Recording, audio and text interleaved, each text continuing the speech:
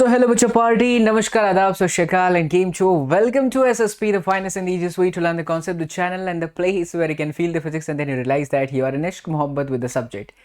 जैसा कि मैंने आप लोगों से वादा किया था कि आपके लिए पूरा कंप्लीट सिलेबस कराएंगे 2023 के प्रिपरेशन कर रहे हैं विद्यार्थियों के लिए, तो वो चीज़ हमने करा दिया। फिर मैंने आपसे कहा था बच्चा लोग सैम्पल पेपर सॉल्यूशन वो भी चल रहा है।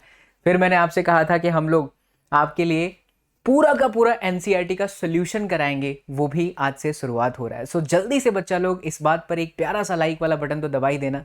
एंड अगर आप लोग चैनल पर नए हो तो सब्सक्राइब भी कर लेना, बिकॉज फिजिक्स के सारे कॉन्सेप्ट, चाहे वो फिजिक्स के ट्रिक्स हो, चाहे 60 सेकेंड में रिविजन की बात हो, चाहे हमें पूरा एनसीईआरटी के कॉन्सेप्ट को लाइन बाय लाइन समझना हो, दिस इज द प्लेटफॉर्म जहां पर आप फिजिक्स को फील कर सकते हो। And trust me, if you have started learning the physics by clearing the concept of it, they will come in your life when you realise that you are in इश्क मोहब्बत with the subject. And ये platform यही कराता है, ये जो channel है यहाँ पर आपको फिजिक्स से प्यार हो ही जाता है। शुरुआत करते हैं बच्चा लोग। किताब लेकर के बैठोगे तो बेहतर है, लेकिन मैं तो चाहूँगा किताब के साथ साथ आप अपना एक नोट्स भी बनाते रहें।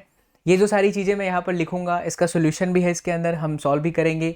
जहाँ पर कैलकुलेशन की ज़रूरत होगी वो आपको करने को मैं दूंगा, लेकिन पूरा कॉन्सेप्ट, पूरा का पूरा न्यूमेरिकल का जो अप्रोच है वो आपको सिखाऊंगा। और मुझे ऐसा मेरा ये दिल कहता है कि अगर मैं इतनी ज़्यादा हार्डवर्क आप लोगों के लिए कर रहा हूँ, अगर आप भी उतने ही डेडिकेशन के साथ लगे हैं, तो हम और आप मिल करके बच्चा लोग एग्ज़ाम को फोड़ेंगे, एग्ज़ाम के अंदर आग जरूर लगाएंगे। ठीक है। सो रिक्वेस्ट इतना सा है कि सब्सक्राइब कर लेना और शेयर कर देना तमाम उन बच्चों के साथ, बिकॉज अभी भी बहुत सारे स्टूडेंट हैं जिनको आवश्यकता है, जिनको ज़रूरत है। तो ये आपका बड़ा भाई बाबा एसएसपी चीकू भैया, प्यार से बहुत सारे नाम से आप लोग जानते हो मुझे, तो मैं हमेशा आप लोगों के लिए हूँ यार, और इसी तरीके से हमेशा आप लोगों के लिए काम करते रहूँगा। चलिए, सबसे पहला chapter charges and electric field. और चार्जेस एंड इलेक्ट्रिक फील्ड से पहले मैंने ये बता देना आपको कि पूरा का पूरा हम न्यूमेरिकल आपको आज इस वीडियो के अंदर कराएंगे। एग्जाम्पल भी कवर करेंगे, एक्सरसाइज भी कवर करेंगे और एडिशनल एक्सरसाइज भी कवर करेंगे। बहुत ही कम चांस होता है कि एडिशनल एक्सरसाइज से सवाल पूछे, लेकिन क्योंकि मेरे प्यारे बच्चों को किसी भी तरीके से फिजिक्स में प्रॉब्लम नहीं आनी चाहिए, इसलिए ये तमाम चीज़ें आपको इस प्लेटफॉर्म पर मिल जाएगी। जो भी मैं यहाँ पे लिखूंगा बच्चा, उसके लिए आपको नोट्स जो मैं लिख रहा हूँ वो आप टेलीग्राम ज्वाइन करना ना भूलना। टेलीग्राम का लिंक वीडियो के डिस्क्रिप्शन बॉक्स में। और अगर आपको कुछ भी प्रॉब्लम आती है तो आप मुझे यहाँ पर फॉलो कर सकते हैं, that is Sachin sir physics. Instagram पर आप मुझे डीएम कर दीजिएगा। आइए सबसे पहला सवाल देखते हैं। सबसे पहला सवाल देखिए, ऐसे सारे क्वेश्चन मैंने चाणक्य नीति 4.0 के अंदर कुछ कुछ कराए भी हैं, जो कुछ इंपॉर्टेंट क्वेश्चन है जहां से बोर्ड से आते हैं। मेक श्योर कर लो कि देखो, न्यूमेरिकल करने का तब मजा आता है बच्चा लोग जब आपका ये क्लियर हो, ये क्या कॉन्सेप्ट क्लियर हो, आपके पास सारे फॉर्मूले का लिस्ट हो। बच्चा मैं आपको बता रहा हूँ, पूरा कॉन्सेप्ट चाणक्य नीति 4.0 में सिखा दिया, फॉर्मूले का एक अलग से वीडियो बना दिया, न्यूमेरिकल करा रहा हूँ, सब कुछ करा रहा हूँ, लेकिन क्या आपने वो चीज़ें देखी हैं? अगर देखी हैं तो अच्छी बात है, नहीं देखी है तो यू शुड माय डियर बच्चा पार्टी, बिकॉज उसके बगैर डायरेक्टली न्यूमेरिकल पे जंप करना बेवकूफ़ी हो जाएगा। ठीक है, तो सारे फॉर्मूले का आना बहुत जरूरी है, इसलिए एक वीडियो मैंने अलग से बनाया, उसे भी देख लेना। चलो, तो सवाल है, how can you charge a metal sphere positively without touching it. किसी भी चीज़ को बिना टच किए हुए एक बॉडी है जिसको हम चार्ज कैसे कर सकते हैं, वो भी पॉजिटिवली। वास्तव में ये इंडक्शन ऑफ चार्ज है। मैंने इसका भी एक अलग से वीडियो बनाया 60 सेकेंड का, पूरा वार्म अप मैच, पूरी 60 सेकेंड की सीरीज भी चल रही है, दोपहर से लेकर लगातार शाम तक वीडियोस आती है, उसे जरूर देखा करो बच्चा लोग, आपके बहुत काम आएगी। तो चलिए, जैसे हमने मान लिया यहाँ पर हमारे पास एक मेटल है, ये बच्चा लोग चार्ज नहीं है शुरू में, इसका मतलब है न्यूट्रल है। न्यूट्रल है मतलब इसमें जितने नंबर के प्लस है उतने नंबर के माइनस है। अभी से हम टच करेंगे तो ये करंट नहीं देगा, झटका नहीं देगा, बिकॉज इसमें सेम नंबर के प्लस और सेम नंबर के माइनस है। हम ना एक रॉड लेंगे, उस रॉड को किसी चीज के साथ घिस देंगे। फ्रिक्शन से क्या होता है कि opposite equal and opposite magnitude के चार्जेस डेवलप हो जाते हैं। जैसे कि अगर मेरे पास ये रॉड है, मैंने इसे किसी चीज के साथ घिसा तो रॉड पे प्लस आ गया, और टाइल्स पे या किसी भी चीज से घिस रहा हूं उस पर माइनस आ गया। अगर उस पर प्लस है तो उस पर माइनस आ गया। ये प्रैक्टिकल ऑब्जर्वेशन से पता चलता है। लेकिन हम ऐसा कंसिडर कर लेते हैं, मान लेते हैं भैया कि हमने ना यहाँ पे एक रॉड लिया और वो रॉड पे माइनस चार्ज है। फिर इस माइनस रॉड वाले चार्ज को मैं इसके पास ला करके ऐसे रखूंगा, तो जरा आप ही सोचो क्या होगा जब हम इसके पास लाकर रखेंगे। तो हम सब जानते हैं कि माइनस किसको अट्रैक्ट करता है, प्लस को। यानी होगा ये कि इसकी ये जो प्लस ये सरफेस है वो पूरी तरह से पॉजिटिवली चार्ज बन जाएगी, मतलब पूरी तरह से प्लस प्लस प्लस हो जाएगा। और उसके अगेंस्ट वाला क्या हो जाएगा, माइनस माइनस माइनस, क्योंकि माइनस माइनस को रिपेल करता है और माइनस और प्लस एक दूसरे को क्या करता है, yes, that attracts each other. Correct. तो ये एक दूसरे को अट्रैक्ट कर लेते हैं और अब सेम जो लाइक चार्जेस है उनको रिपेल कर देते हैं। बट अभी भी बच्चा सेम कंडीशन है, ये अभी भी चार्ज नहीं हुआ। तीसरे स्टेप पर आप ये करिए कि इसी सरफेस को, इसी स्फीयर को, यहाँ पर माइनस वाला रॉड था, आप इस तरीके से वायरिंग कर दीजिए, इसको अर्थिंग कहा जाता है। अर्थिंग का मतलब आप लोग अभी भी गांव में अक्सर सुनते होंगे कि जहाँ ज़्यादा तेज़ी से बिजली का झटका आता है तो ग्राउंडिंग कर दिया जाता है, अर्थिंग कर दिया जाता है, जो एक्स्ट्रा करंट होता है वो चला जाता है। एक्स्ट्रा करंट वास्तव में नहीं जाता, होता ये है बच्चा कि हमारी धरती माता ना इतनी विशाल है कि उसको जीरो पोटेंशियल पर माना जाता है, जीरो वोल्टेज पर माना जाता है। अब ऑलरेडी यहाँ पर प्लस प्लस प्लस है तो ये हायर पोटेंशियल तो है ही, और यहाँ का जो माइनस है वो धीरे धीरे सारे जो इलेक्ट्रॉन्स है वो हायर पोटेंशियल से कहाँ चले जाएंगे, लोअर पोटेंशियल की तरफ, जीरो पोटेंशियल की तरफ। तो ये पूरा का पूरा माइनस धरती माता सोख लेती है। तो अब मैं क्या करूंगा, मैं अर्थिंग के वायर को हटा दूंगा और इस नेगेटिव रॉड को भी हटा दूंगा। तो अब देखिए उसके अंदर बचा हुआ सिर्फ प्लस है, वो खुशी खुशी घूमेंगे, ये चलो हम लोग घूम लेते हैं। तो ये पूरा का पूरा क्या हो गया, प्लस हो गया। सो आपने देखा कि आपने बिना टच किए हुए इस वाले रॉड को, इस वाले स्फीयर को आपने पॉजिटिवली चार्ज कर दिया। तो इस फिनोमिना को कहते हैं इंडक्शन, चार्जिंग बाय इंडक्शन, बिना टच किए हुए, right. So this is the method. तो ये आपका पहले क्वेश्चन का आंसर हो गया। आइए चलिए आगे बढ़ते हैं। नेक्स्ट क्वेश्चन नंबर 2 है आपके टेक्स्ट बुक का, example 1.2, and that is if 10⁹ electrons move out of a body to another body every second. यानी जैसे मान लीजिए कि यहां पर आपके पास में एक बॉडी है, इस तरीके से एक बॉडी है, इसमें से 10⁹ इलेक्ट्रॉन्स, इतने जो इलेक्ट्रॉन्स है ये लगातार निकल रहे हैं बच्चा 1 सेकेंड के अंदर, ठीक है। ये आपका नंबर ऑफ इलेक्ट्रॉन हो गया। ऑलराइट, तो सवाल ये कहता है how much time is required to get a total charge of 1 coulomb on the other body. यानी कि 1 कूलम चार्ज बनने में कितना समय लगेगा दूसरे बॉडी पर। पहले हम ये समझते हैं कि अगर 10⁹ इलेक्ट्रॉन्स निकले हैं 1 सेकेंड में तो इस बॉडी पे कितना चार्ज डेवलप हुआ। चार्ज निकालने का फॉर्मूला हम सब जानते हैं, क्या होता है चार्ज, Q बराबर में n into e, n must be integer, तो वो है भी 10⁹ है, और ई की वैल्यू है 1.6 इंटू 10⁻⁻19। काहे भैया तुम चल काहे नहीं रहे हो, अच्छा चलो तुम्हें दूसरे पेज पर ले लें। आइए चलिए कोई बात नहीं, आज ब्लू है पानी, 10⁹ निकल रहा था। Okay, so Q is equal to क्या बच्चा लोग, n into e, so 10⁹ into 1.6 into 10⁻⁻19 coulomb. Electron निकल रहा था बॉडी से, अगर इलेक्ट्रॉन बॉडी से निकल रहा है तो फिर उस स्थिति में Q को हमेशा प्लस रखा जाता है बिकॉज पॉजिटिवली चार्ज हो जाता है, करेक्ट। सो ये आपका हो गया 1.6 इंटू 9-19 चला जाएगा तो फिर माइनस में 10 कूलम, ये आपका इतना चार्ज हो गया। और इतना चार्ज के लिए समय कितना लगा है बच्चा लोग, 1 सेकेंड।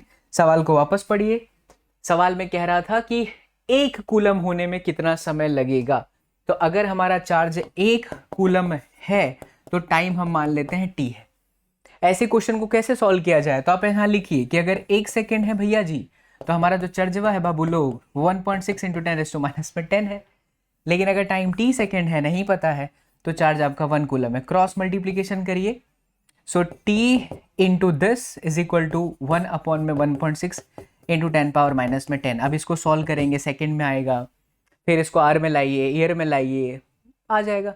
तो अब ये कैलकुलेशन अब आप लोगों को करना है, कमेंट करके आंसर भी दो। और यहाँ पर स्लाइड के अंदर मैंने उस सब पूरा आंसर शीट भी रखा है ताकि जब आप ये डाउनलोड करें तो आपके लिए आसानी भी रहे। आइए मैं आपको दिखा देता हूँ इसका फाइनल आंसर, इसको सिर्फ सिंपल सॉल्व करना है बच्चा लोग।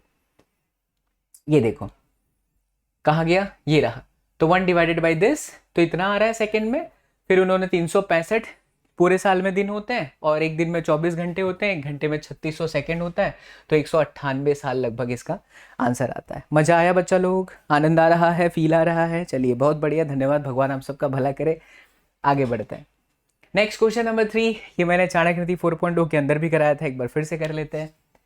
How much positive and negative charge is there in a cup of water. तो एक कप ऑफ वाटर है, उसके अंदर कितने पॉजिटिव और कितने नेगेटिव चार्जेस हैं।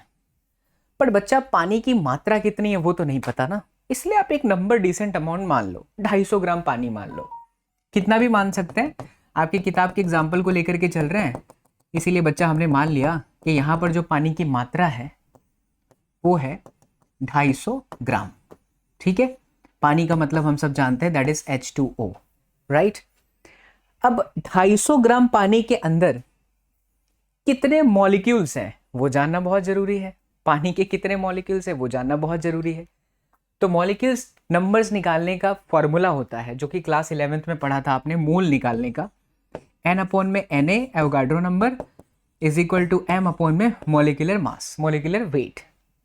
तो ये जो हुआ वो आपका हो गया capital N is equal to M upon में एम नॉट इनटू में Na। क्या आपके पास में M है? जी बिल्कुल है, 250 ग्राम। एम नॉट है, कितना होता है एम नॉट? तो हम सब जानते हैं हाइड्रोजन का एक, H2 है इसलिए 2 और ऑक्सीजन का 16, 16 और 2 कितना हो गया? 18 ग्राम प्रति मोल। यही होता है, करेक्ट। तब आपके पास में Na है, M है, M आपकी 250 ग्राम की वैल्यू, ये आपका हो गया 18 और ये आपका 6.023 10 पावर 23। यहां से बच्चा नंबर ऑफ मॉलिक्यूल्स निकल गए। क्या निकल गए? Number of molecules. अब जरा सोचना बहुत ध्यान से कि एक मॉलिक्यूल अगर पानी का है, पानी का अगर एक मॉलिक्यूल है तो उसमें कितने इलेक्ट्रॉन है? जाहिर सी बात है यहाँ पर H2O के अंदर जितने नंबर ऑफ इलेक्ट्रॉन उतने नंबर ऑफ जो है आपके प्रोटॉन रहेंगे। तो हम यहाँ पर इलेक्ट्रॉन्स की बात कर लेते हैं, दोनों सेम ही होगा, नंबर ऑफ इलेक्ट्रॉन्स और नंबर ऑफ प्रोटॉन, ये पता भी होना चाहिए आपको। तो कितने नंबर ऑफ इलेक्ट्रॉन है? जितना उसका एटॉमिक नंबर है। एटॉमिक नंबर कितना है? 18, राइट। एटॉमिक नंबर नहीं, ये आपका ओवरऑल कितने इलेक्ट्रॉन होंगे। तो H2O से ही पता चल रहा है कि इसके 2 और इसके आपके 16, 16 और 2 कितने हो गए? 18। यानी एक मॉलिक्यूल में 18 इलेक्ट्रॉन। पक्की बात। तो कितने मॉलिक्यूल है? इतने मॉलिक्यूल है। तो इतने मॉलिक्यूल में कितने इलेक्ट्रॉन? इतने हो जाएंगे। यानी कि जो N है, टोटल नंबर ऑफ इलेक्ट्रॉन, समझते जाना। और कहीं पे कुछ भी दिक्कत हो बच्चा, हैवीली एक्टिवेटेड हूं, सब कुछ छोड़ दिया है, सिर्फ और सिर्फ यूट्यूब पे आप लोगों के लिए काम कर रहा हूं। कुछ भी प्रॉब्लम हो प्लीज कमेंट करना, मैं रिप्लाई करता हूं सभी तमाम वीडियोस के अंदर में। जहां पर जेन्युइन क्वेश्चन होता है मैं डेफिनेटली रिप्लाई करता हूं। So total number of electron कितने हो गए? तो 18 इंटू ये आपका कैपिटल N, करेक्ट। इसको मैं स्मॉल n से रिप्रेजेंट कर देता हूं। अब इतने तो टोटल नंबर ऑफ इलेक्ट्रॉन हो गए। एक इलेक्ट्रॉन होता तो चार्ज कितना होता है? E के बराबर, that is a primary charge 1.6 × 10⁻⁹। तो ऐसे टोटल चार्ज कितने हुए? अगर n इलेक्ट्रॉन है तो n इंटू E के बराबर। ये आपका आ गया 18 capital N and then E। इसको सॉल्व करिए, आपका फाइनल आंसर है। ट्रस्ट मी बच्चा, किताब में जिस तरीके से सॉल्व किया रहता है नहीं समझ में आता है, but here you will learn, you will feel and you will enjoy the entire physics, and trust me, slowly you will become that this is physics addicted zone। कि जो चैनल है ये ससुरा फिजिक्स एडिक्टेड जोन है, अपने को बाबा से प्यार करवा ही देंगे, है ना। तो अब आप इसको कैलकुलेट करना, कैलकुलेट करने की रिस्पॉन्सिबिलिटी आपको दी जा रही है। तो देखिए बिल्कुल यही है आपका। मैंने एक गलती करी क्या? अच्छा हुआ कि हमने ये सब रखा हुआ ताकि आप लोगों को किताब का भी पता चले। अब देखो इसको कोई करने जाएगा तो कैसे पता चलेगा। यहाँ पर मैंने ये मिस्टेक करा है, मैंने 18 कर दिया। मैंने क्या गलती करा? हो जाता है बच्चा लोग, मैं एक्सप्लेन कुछ और कर रहा था, फिर मैंने कुछ और आपको बोल दिया। बट ये जो 10 है वो क्या है, जरा एक बार पढ़ लो अच्छे से। यहाँ पर देखिएगा, ध्यान से देखिएगा, ध्यान से देखिएगा, ध्यान से देखिएगा। हाँ ये रहा, each molecule of water right contains 2 hydrogen. हाँ मैं बोल भी यही रहा था, बट मैंने फिर 18 को देखा तो दिमाग से वो चला जाता है कि नहीं 18 है, 10 होना चाहिए। 2 हाइड्रोजन है और कितने ऑक्सीजन है? And 1 oxygen atom, 10 electrons and 10 protons. ये बात आपको समझ में आई कि यहां पर फिर से एक बार इस लाइन को अच्छे से रीड करिए, इस लाइन को अच्छे से रीड करिए।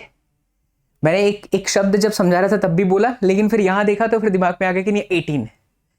18 क्या है? उसका मॉलिक्यूलर वेट है, बट हमें चाहिए था number of electron. Number of electron is equal to atomic number.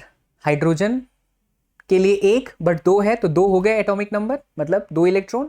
और ऑक्सीजन का कितना होता है एटॉमिक नंबर? 8। तो 8 और 2 कितना हुआ? 10। मैंने जो 18 किया है वो मॉलिक्यूलर वेट है, राइट। तो इसको सही कर लीजिएगा। सिर्फ यहां पर आपको एक चेंज करना है, दैट इज कहाँ गया टोटल नंबर ऑफ इलेक्ट्रॉन 18। तो ये आपका 10 आएगा, ये आपका 10 आएगा। ठीक है बच्चा, चलो बेहतरीन, आगे बढ़ते हैं, नेक्स्ट क्वेश्चन पर चलते हैं। यस ये एक कैलकुलेशन है, ध्यान से देखो इस क्वेश्चन के अंदर क्या बोल रहा है। Coulomb's law for electrostatic force between the 2 point charge, 2 point charge है, and Newton's law of gravitational force between the 2 stationary point mass both have inverse square dependence. मतलब दोनों के फॉर्मूले में k(q1 q2 by r² में भी r² आ रहा है, और अगर ग्रेविटेशन की बात करें तो g m1 m2 अपॉन में r² में भी आपका r² आ रहा है। ठीक है, inverse square dependence and masses respectively.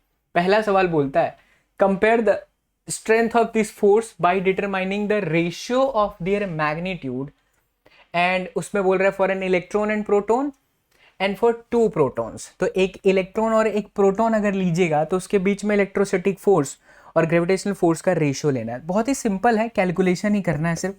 जब हम इलेक्ट्रोस्टैटिक फोर्स की बात कर रहे हैं और इसके अंदर खास करके ए का पहला वाला, so when you are talking about electron और प्रोटॉन के बीच में एक सेपरेशन आर मान लीजिए, तो ये आपका हो जाएगा के। चार्ज की दोनों पर वैल्यू कितनी होती है बच्चा लोग? सेम। तो ये आपका हो गया ई का स्क्वायर अपॉन में आर का स्क्वायर, ठीक है। और अगर हम ग्रेविटेशनल फोर्स की बात करें एफ जी, तो ये आपका होता है कैपिटल जी। इलेक्ट्रॉन और प्रोटॉन का मास अलग अलग होता है, m e m p upon में आर का स्क्वायर, ठीक है। अब इन दोनों का रेशियो ले लो, तो F electric force F gravitational force क्या बन जाएगा? के की वैल्यू कितनी होती है? 9 × 10⁹। दोनों पर चार्ज की वैल्यू सेम, विच इज 1.6 × 10⁻⁻19 का स्क्वायर कर दूं। ये हमको दिक्कत दे रही है हमारी मैक्सी, थोड़ा पेन बड़ा कर दें। चलो, डिवाइडेड बाय, ये देखो आर स्क्वायर से आर स्क्वायर कट गया। जी की वैल्यू कितनी होती है? 6.67 × 10⁻11 और साथ में m e mass of electron which is 9.1 × 10⁻31 and then 1.6 × 10⁻27। बच्चा लोग इतना तो आप कर ही सकते हो, इसको सॉल्व कर लो तो आपको पता चल जाएगा कि ग्रेविटेशनल फोर्स और इलेक्ट्रिक फोर्स में कौन हैवी है, राइट। ये चीज हो गया। अच्छा, ये इलेक्ट्रॉन और प्रोटॉन है, इसी में उन्होंने दूसरा कहा है कि एस्टिमेट द, नहीं इसका सेकंड पार्ट कहाँ है, ये रहा, फॉर 2 प्रोटॉन्स। तो जब आप प्रोटॉन लीजिएगा तो खाली नीचे यहाँ पर चेंज हो जाएगा, 1.6 10⁻27 एंड अगेन 1.6 × 10⁻27 आ जाएगा। हो गया ये। अच्छा, इसमें दूसरा क्वेश्चन देखो क्या है, बी वाला, estimate the acceleration of electron and proton due to the electrical force of their mutual attraction when they are at 1 angstrom distance. बड़ा प्यारा सवाल है कि अगर हम एक इलेक्ट्रॉन और एक प्रोटॉन के बारे में सोचें और उसके बीच में डिस्टेंस जो है वो आपका 1 एंगस्ट्रॉम है, तो उनका एक्सीलरेशन कितना होगा, राइट। क्योंकि ये दोनों अट्रैक्ट हो रहे हैं, तो एफ इज इक्वल टू, परेशान कर रहा है भाई ये बोर्ड, क्या हो गया मैक्सी तेरे को? मैक्सी अब चलेगी। एफ इज इक्वल टू के q one q two divided by r का स्क्वायर। तो आप बच्चा लोग एफ ये हो गया, दोनों पे चार्ज की वैल्यू सेम है विच इज 1.6 10⁻⁻19 का स्क्वायर बच्चा, बिकॉज दोनों सेम है, डिवाइडेड बाय आर का स्क्वायर एंगस्ट्रॉम, तो 10⁻⁻10 का स्क्वायर कर दूं। यहां से आप एफ निकाल लीजिए। अब क्योंकि इलेक्ट्रॉन और प्रोटॉन दोनों का एक्सीलरेशन बोला है, तो एफ इज इक्वल टू क्या होता है? Mass into acceleration. So a is equal to F upon में एम ई करिएगा तो एक्सीलरेशन ऑफ इलेक्ट्रॉन आ जाएगा, और ए बराबर में एफ अपॉन में एम पी कर दीजिएगा which is a mass of proton, then you will get the acceleration of proton as well. हो गया। क्या है इस क्वेश्चन के अंदर? यही तो बोला है, राइट। That's it. तो अब इस क्वेश्चन को आप सॉल्व कर लो, आपको आंसर मिल जाएगा, तो किताब पढ़ने की जरूरत नहीं पड़ेगी। वरना क्या बच्चा ऐसा सोता, बे यार क्या लिखा है, करने जाऊं तो प्राण तो नहीं निकलेंगे, तो नहीं निकलेंगे। समझा दिया। Let's go to the next one बच्चा लोग। बहुत सारे क्वेश्चन है आपके, पूरा किताब है। आइए ये सवाल देखिए, ये मैंने चाणक्य नीति के अंदर पढ़ाया भी था, बहुत ध्यान से समझना, बहुत ही अच्छा क्वेश्चन है ये, थोड़ा इंटरेस्टिंग भी है। तो यहां पे बोल रहा है, a charge metallic sphere is suspended bye a nylon thread. Nylon thread से लटकाया हुआ है, ठीक है, चार्ज्ड है, नहीं पता कितना चार्ज है। तो चलिए हम लोग मिल करके मान लेते हैं, इसके ऊपर लाल से लिखता हूं, इसके ऊपर क्यू चार्ज है, right. And another charge metallic sphere B held by an insulating handle is brought close to A. Insulating handle मतलब यहाँ झटका नहीं लगेगा, और ये भी चार्ज है, तो इस पर हम Q1 और इस पर Q2 मान लेते हैं सरलता के लिए, राइट। फिर कहता है brought close to a such that the distance between them the centre is 10 centimetre. मतलब इनके बीच का जो डिस्टेंस है, पहले ये रहा सिचुएशन, मैं यहाँ चला गया, ये जो सिचुएशन है Q1 और Q2 के बीच का डिस्टेंस 10 सेंटीमीटर है। तो let's suppose here the charge is Q1, यहाँ पर चार्ज है बच्चा लोग Q2, और इसके बीच का जो डिस्टेंस है that is given already, you can C from the diagram, that is 10 centimetre, correct. Alright, अब क्या कहता है बच्चा लोग, the resulting repulsion of A is noted, for example by shining a beam of light and measuring the deflection of its shadow on a screen। मतलब कि यहाँ पर इस पर कितनी ताकत लगी, कितना रिपल्सिव फोर्स लगा। तो रिपल्सिव फोर्स यानी कि F इज इक्वल टू के Q1 Q2 अपॉन में R का स्क्वायर। ये मेरा इक्वेशन 1 हो गया, परफेक्ट, ठीक है।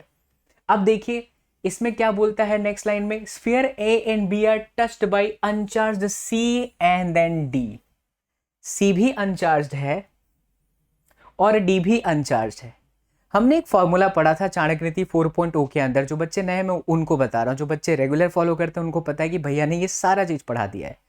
तो जब एक बॉडी किसी दूसरे बॉडी के संपर्क में आती है, टच कराया जाता है और उसको सेपरेट कर देते हैं, तो आफ्टर सेपरेशन जो चार्जेस उन पर डेवलप होता है इंडक्शन की वजह से, वो होता है sum of the charges divided by number of body. यानी अगर ए पे Q1 था, C अनचार्ज था, दो बॉडी है, तो फॉर्मूला क्या हुआ after separation, Q1 + 0 divided by 2। यानी बच्चा लोग इस पे भी अब Q1/2 हो गया और इस पे भी Q1/2 हो गया। इसी तरीके से बी वाले की बात करें तो इस पे भी Q2/2 और इस पे भी Q2/2, बिकॉज दो बॉडीज हैं। फिर क्या कहता है बी वाले डायग्राम में, C and D are then removed, C और D को हटा दिया। अब कहता है B is brought closer to A to a distance of 5 centimetre, यानी डिस्टेंस को आधा कर दिया। अगर आप ध्यान से देखिए, यहां मैं इस डिस्टेंस को 10 सेंटीमीटर मान रहा हूं R, तो ये मेरे लिए बच्चा लोग R/2 की तरह काम करेगा। ये है Q1/2, ये है आपका Q2/2। अब कहता है कि बताइए नया फोर्स कितना है, यही पूछ रहा है। What is the expected repulsion of A on the basis of Coulomb's law. चलो पहले ही निकाल लेते हैं। तो अभी सिचुएशन में जो नया फोर्स लगा F' मानू तो K Q1/2 Q2/2 distance R²/4। ध्यान से देखिए तो 4 से 4 कट जाएगा यानी ये ले दे करके क्या बन रहा है बच्चा लोग, K Q1 Q2 divided by R²।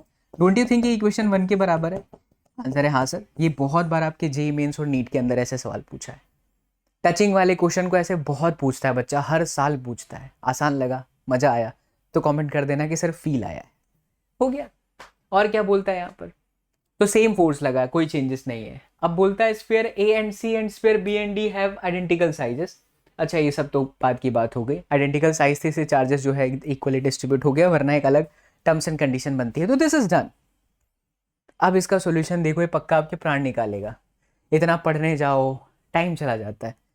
आइए आगे चलते हैं, ऐसे क्वेश्चन बड़े इंटरेस्टिंग होते हैं।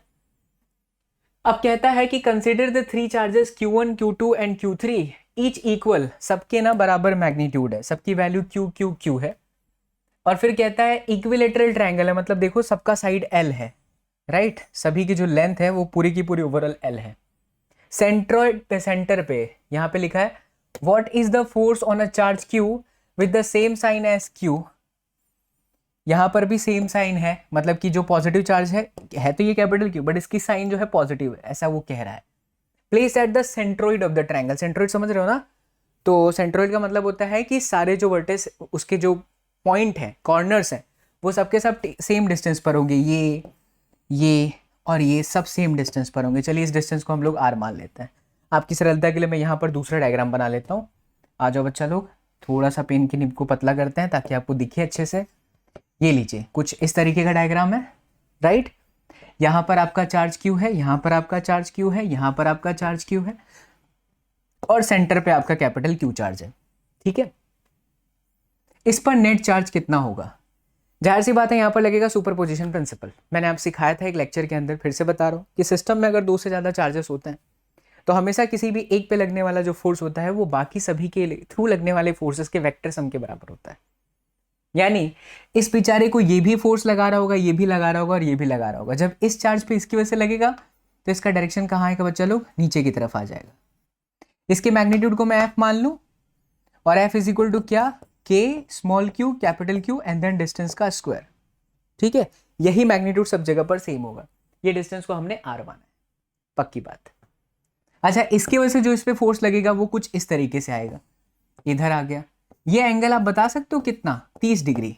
सर आपको कैसे पता चला? सिंपल है, अगर आप यहाँ पर लाइन ऐसे ड्रॉ करो, ये ओवरऑल 60 है बिकॉज ये इक्विलेटरल ट्रायंगल है, तो ये बचा हुआ कितना है? 30 एग्जैक्टली बीच में है ना, तो 30 डिग्री है। तो इसके 2 कंपोनेंट मिल गए बच्चा, इस वाले F के। ये हुआ आपका F cos 30 और यहाँ पर आपका हो गया F sin 30। देखो कितना सिंपल हो जाएगा। अभी किताब का आप सोल्यूशन देखोगे पक्का प्राण फिर निकल जाएंगे। अच्छा सर आपने F ही क्यों लिया?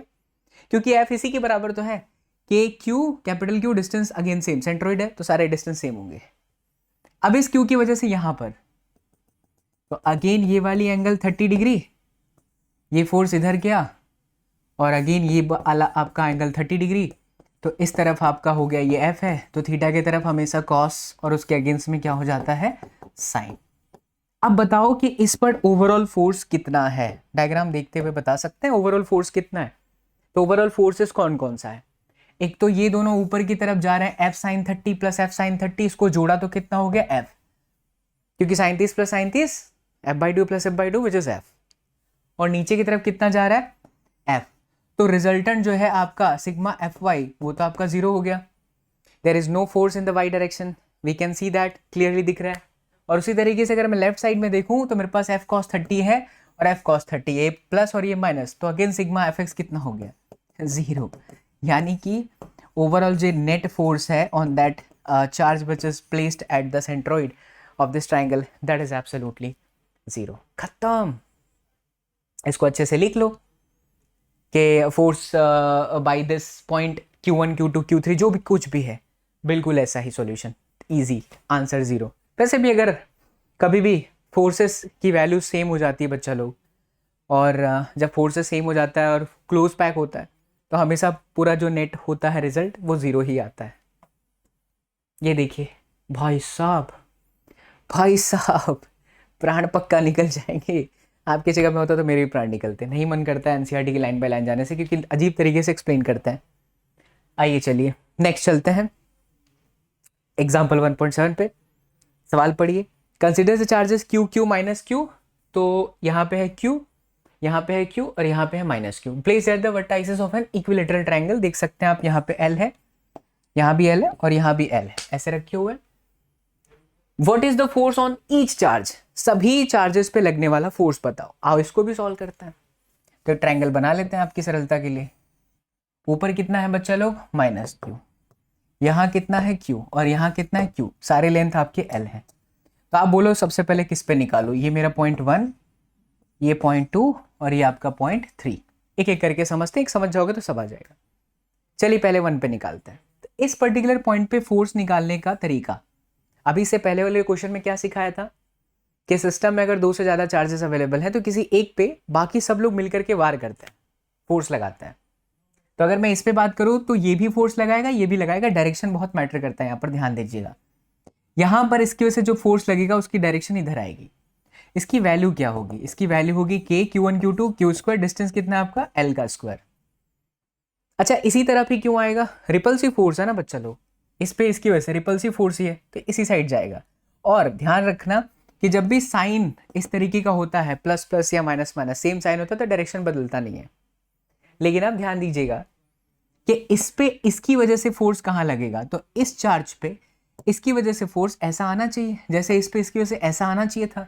लेकिन बच्चा इसका साइन सेम था, बट इसका साइन अपोजिट है, तो हमेशा अपोजिट साइन वाले डायरेक्शन चेंज कर दीजिए। तो अब इस पे लगने वाला फोर्स का डायरेक्शन बिकॉज ऑफ माइनस ऐसा होगा। बात समझ में आया अच्छे से? जब नेगेटिव चार्ज हो कोई भी एक या अपोजिट नेचर हो तो आपकी को जो डायरेक्शन लग रहा है आपको वो डायरेक्शन चेंज कर देना चाहिए because of minus. It's a rule, you can't do that, you can't do anything with that. Clear है, चमकीला है तो हो गया। अच्छा अब ये एंगल आपका 60 डिग्री है, ओवरऑल 180 होता है तो ये कितना हो गया 120। क्या इसकी भी वैल्यू सेम होगी? वैल्यू की बात किया बच्चा दे ध्यान से, F इज इक्वल टू के क्यू क्यू अपॉन में L का स्क्वायर। बहुत सारे बच्चे कंफ्यूज होते हैं, जब हम लोग लाइव सेशन होते हैं तो शायद ये चीज़ जिक्र नहीं कर पाते बिकॉज बहुत सारे स्टूडेंट देख रहे होते हैं, स्पैमिंग कर रहे होते हैं। अब तो अच्छी बात है कि सेशन रिकॉर्ड कर रहा हूँ सारे प्यारे असिस्टेंट, ट्रू असिस्टेंट बच्चों के लिए, ताकि वो अच्छे से पढ़ पाएं बिना किसी बकैती के। जब आप मैग्नीट्यूड की बात कर रहे हो ना तो साइन माइनस है उसको नहीं लेना होता है, क्योंकि ऑलरेडी माइनस की वजह से आपने डायरेक्शन चेंज कर दिया। There is no need to take minus, तो it is simple k Q1 Q2 minus नहीं प्लस ही अपॉन में r स्क्वायर। तो सर माइनस क्यों है, तो आज वजह से आपने डायरेक्शन बदल तो दिया, तो जब आपने डायरेक्शन बदल दिया तो फिर मैग्नीट्यूड में जरूरत ही क्यों है। अब इनके बीच में एंगल 120 है, कैसे निकालोगे इसका रिजल्टेंट बच्चा लोग? तो रिजल्टेंट निकालने के लिए हम ये फॉर्मूला लगा देते हैं, ए स्क्वायर प्लस में बी स्क्वायर प्लस में 2ab एंड देन कॉस में थीटा। तो ए स्क्वायर आपका एफ है, बी स्क्वायर भी आपका एफ है, ये दोनों एफ एफ है, और कॉस 120 की वैल्यू -1/2 होता है, तो 2 से ये कट जाएगा और फिर माइनस में एफ स्क्वायर, यानी कि ये आ गया आपका एफ। खेला खत्म। क्या अब आप ऐसे ही इस पर निकाल सकते हो? कमेंट करके आंसर देना। हाँ भैया हमने किया। क्या आप इसी तरीके से इस पे निकाल सकते हो? चलो डायरेक्शन देख लेते हैं। इस पर्टिकुलर पॉइंट पे इसकी वजह से डायरेक्शन ऐसा जाना चाहिए, बट ऐसा हो जाएगा क्योंकि माइनस है। ठीक है, और इस पर्टिकुलर चार्ज पे इसकी वजह से डायरेक्शन ऊपर जाना चाहिए, बट ऐसा हो जाएगा क्योंकि माइनस है। एंगल कितना है 60 डिग्री, खेला खत्म हो गया यहीं पर। तो मैं निकाल देता हूँ F3 वाले पे resultant force, that is F square plus 2 F का स्क्वायर कॉस 60। कॉस 60 की वैल्यू 1/2, 2 से 2 कटेगा, सो √3f। This is the answer. इसका आंसर आपको करना है कमेंट सेक्शन के अंदर। मजा आया, चमकीला फील आया? ठीक है, आगे बढ़ते हैं। अब देखना है इसका सॉल्यूशन। ओ भाई साहब, एक तो कहानी इतनी लिख देता है ना बेचारा एनसीईआरटी, हालांकि कोशिश बहुत करते हैं एनसीईआरटी किताब वाले, सोचते हैं कि अरे यार हम फील करवा देती सारी चीज़ें लिख दे, बट बच्चों का डर जाता है, बच्चों को लगता है अरे सर इतना समय नहीं पढ़ने का। They are really, they have done amazing. हाँ, बट आसान तरीके से फिजिक्स पढ़ने का अलग ही मजा होता है। तो चलिए अब आप इसको देखते भी रहना, सब समझ में आ जाएगा। अगला सवाल, ये सवाल आपके बोर्ड में आ चुका है, लिख लो, नोट कर लो। या आपके नीट में आ चुका है, या आपके जेई मेंस में भी आ चुका है। बहुत अच्छा सवाल है और बहुत सिंपल क्वेश्चन भी है। सिंपल ऑब्जर्वेशन पर करते हैं इसको। तो कह रहा है कि एक इलेक्ट्रॉन है falls through a distance of 1.5 centimetre in a uniform electric field. तो एक इलेक्ट्रिक फील्ड के अंदर, चलो तो इस क्वेश्चन को सॉल्व करते हैं। यहाँ पर इलेक्ट्रॉन जो है 1.5 सेंटीमीटर का डिस्टेंस कवर करता है। इस तरीके का इलेक्ट्रिक फील्ड है। देखो इलेक्ट्रॉन के केस में यहाँ माइनस है और यहाँ प्लस है। अब नीचे प्लस, इसीलिए इलेक्ट्रिक फील्ड का डायरेक्शन ऐसा होगा, तभी इलेक्ट्रॉन ऐसे अपोजिट डायरेक्शन में आएगा, बिकॉज माइनस जो है तब प्लस से अट्रैक्ट होता है। सवाल क्या बोलता है, डायरेक्शन रिवर्स कर दीजिए। अब इलेक्ट्रिक फील्ड का डायरेक्शन नीचे कर दिया। नीचे करने के पीछे का लॉजिक, यहाँ पर आपका प्रोटोन है E plus, proton plus minus से अट्रैक्ट होता है तभी वो नीचे आएगा, अदरवाइज नहीं आ सकता क्योंकि वो प्लस से रिपेल होता है। अरे इलेक्ट्रिक फील्ड के अंदर ही हो रहा है ये सब कुछ। और कीपिंग द मैग्नीट्यूड अनचेंज, मतलब यहाँ इलेक्ट्रिक फील्ड जो है वही इलेक्ट्रिक फील्ड यहाँ भी है। And a proton falls through the same distance, यहाँ 1.5 सेंटीमीटर, यहाँ भी 1.5 centimetre. Compute the time of fall in each case, contrast the situation without a free fall under the gravity. बढ़िया सवाल है। 2 पॉइंट पर डिस्कस करेंगे। पहले तो हम इस सिचुएशन के हिसाब से निकालते हैं कि यहां से यहां आने में इसको कितना टाइम लगा, और फिर जब ये फ्री फॉल कर रहा होता तब फिर कितना टाइम लगता। बड़ा सिंपल सा लॉजिक है बच्चा कि कोई भी चार्ज पार्टिकल अगर किसी इलेक्ट्रिक फील्ड में आ जाता है तो electric field is a kind of भाई लोगों का इलाका that always exerts a force. So many times I have discussed in my lecture. तो electric field E is equal to होता है F अपॉन में Q। तो F इज इक्वल टू आपका हो गया Q into E. F is equal to मम्मी mass into acceleration माँ। ठीक है, यहां पर acceleration, so acceleration is equal to q e divided by m. If I am talking about electron, तो यहां पर इलेक्ट्रॉन का आएगा चार्ज और इलेक्ट्रॉन का मास आएगा, ये इलेक्ट्रॉन का एक्सीलरेशन है। अब बच्चा कितना डिस्टेंस कवर करके आ रहा है, तो 1.5। अगर ऊपर से नीचे 1.5 डिस्टेंस कवर कर रहा है किसी टाइम की, तो डिस्प्लेसमेंट निकालने का तरीका क्या होता है, S is equal to u t plus में हाफ ए टी का स्क्वायर। जाहिर सी बात है इनिशियल वेलोसिटी गिवन नहीं है, रेस्ट से ही चालू किया होगा, तो ये आपका 0 है। तो यहाँ से जो आपका टाइम आ गया वो √2s अपॉन में a आ गया। फिर √2s विच इज 1.5 सेंटीमीटर को चेंज करिए मीटर में, अपॉन में acceleration that is q into E. Q आपका 1.6 10⁻⁻19 है। इलेक्ट्रिक फील्ड आपका कितना दे रखा था, 2 इंटू 10⁻⁴ है। और फिर अपॉन में एम ई वो यहाँ पर आ जाएगा, दैट इज 9.1 10⁻⁻31। इसको आप सॉल्व करिएगा तो टाइम ऑफ इलेक्ट्रॉन आएगा। क्या इसी तरीके से आप टाइम ऑफ प्रोटॉन भी निकाल सकते हो? आंसर है yes sir. Time of proton में क्या चेंज हो जाएगा, खाली एक्सीलरेशन। तो ये अंडर आपका 2s सेम है, acceleration of proton that is going to be q into E, क्योंकि चार्ज तो सेम रहता है, और यहाँ पे आपका mp। The only changes electron के मास की जगह पर mp आएगा। आप देखिए बच्चा, ये दोनों टाइम अलग अलग आता है। जब इलेक्ट्रिक फील्ड के संपर्क में गिर रहा है, तो इमेजिन करो कि अगर ये दोनों फ्री फॉल हो रहे हैं under the effect of gravity, तो ग्रेविटी में तो एक्सीलरेशन आप चेंज ही नहीं करोगे ना, एक्सीलरेशन तो g के बराबर हो जाता है। तो उस सिचुएशन में s is equal to half gt square होगा, तो t is equal to 2s upon में g। यहां हो सकता है कि टाइम देख करके पता चल जाए कि कौन पहले पहुंचेगा कौन बाद में, लेकिन अगर दोनों फ्री फॉल कर रहे होते तो कोई फर्क नहीं पड़ता किसका मास कैसा है, दोनों सेम टाइम पे नीचे गिरते। क्यों? क्योंकि एक्सीलरेशन चेंज नहीं होता। यहाँ पर एक्सीलरेशन कांस्टेंट है, सेम डिस्टेंस है, तो दोनों सेम टाइम पर नीचे आएंगे, मासेस से कोई लेना देना नहीं है। तो ये हो गया। यस बच्चा, चलिए तो एक्सीलरेशन ऑफ प्रोटॉन पूरा निकाला गया है, यही है ना? हाँ डन। नेक्स्ट क्वेश्चन पर चलते हैं। काजी, अच्छा इस पे आ गए काजी, अच्छा ठीक है। हाँ आइए next question. Example 1.9, 2 point charges Q1 and Q2 of magnitude 10 raised to minus 8 coulomb and 10 raised to minus 8 coulomb. Again एक पॉजिटिव है और दूसरा आपका नेगेटिव है, respectively are placed at 0.1 metre apart. So जो दोनों है वो 0.1 मीटर के डिस्टेंस पर है. Calculate the electric field eight point A. कहाँ है ए भाई साहब? अच्छा ये रहा, बीच में है पॉइंट ए. डायग्राम दे रखा है ना. Magnitude of this respectively are placed to calculate the, हाँ तो डायग्राम दिया हुआ है, figure shown in the figure. तो ए पॉइंट पर आपको इलेक्ट्रिक फील्ड निकालना है जो कि बीच में है. सी पॉइंट पर निकालना है इलेक्ट्रिक फील्ड और यहाँ पर निकालना है electric field which is at a distance 0.05 metre. Overall आपका 0.1 था, सेंटर में इसलिए 0.5. तो इस डिस्टेंस को हम लोग आर ले लें सरलता के लिए, ये भी आर और ये डिस्टेंस भी आर. चलिए सबसे पहले ए पे निकाल लेते हैं. किसी भी पर्टिकुलर पॉइंट पे जैसे हम फोर्स निकालते हैं, फोर्स निकालने के लिए हम ये देखते हैं कि कितने चार्जेस अवेलेबल है, वो सब के सब मिलकर के फोर्स लगा देते हैं. उसी तरीके से किसी भी पर्टिकुलर पॉइंट पर अगर हमें इलेक्ट्रिक फील्ड निकालना है तो हमें सिस्टम में ये देखना होता है कि कितने चार्जेस अवेलेबल हैं. यहाँ 3 चार्जेस हैं, इधर इधर, ये तो पॉइंट है, और ये तीसरा चार्ज है ना यहाँ पे. नहीं 2 ही चार्ज है, हाँ 2 ही चार्ज अवेलेबल है, Q1 एंड Q2. ओके, तो जितने चार्जेस होते हैं उतना आपका इलेक्ट्रिक फील्ड होता है, पॉजिटिव और नेगेटिव है. चलिए पॉइंट ए पर देखते हैं सबसे पहले.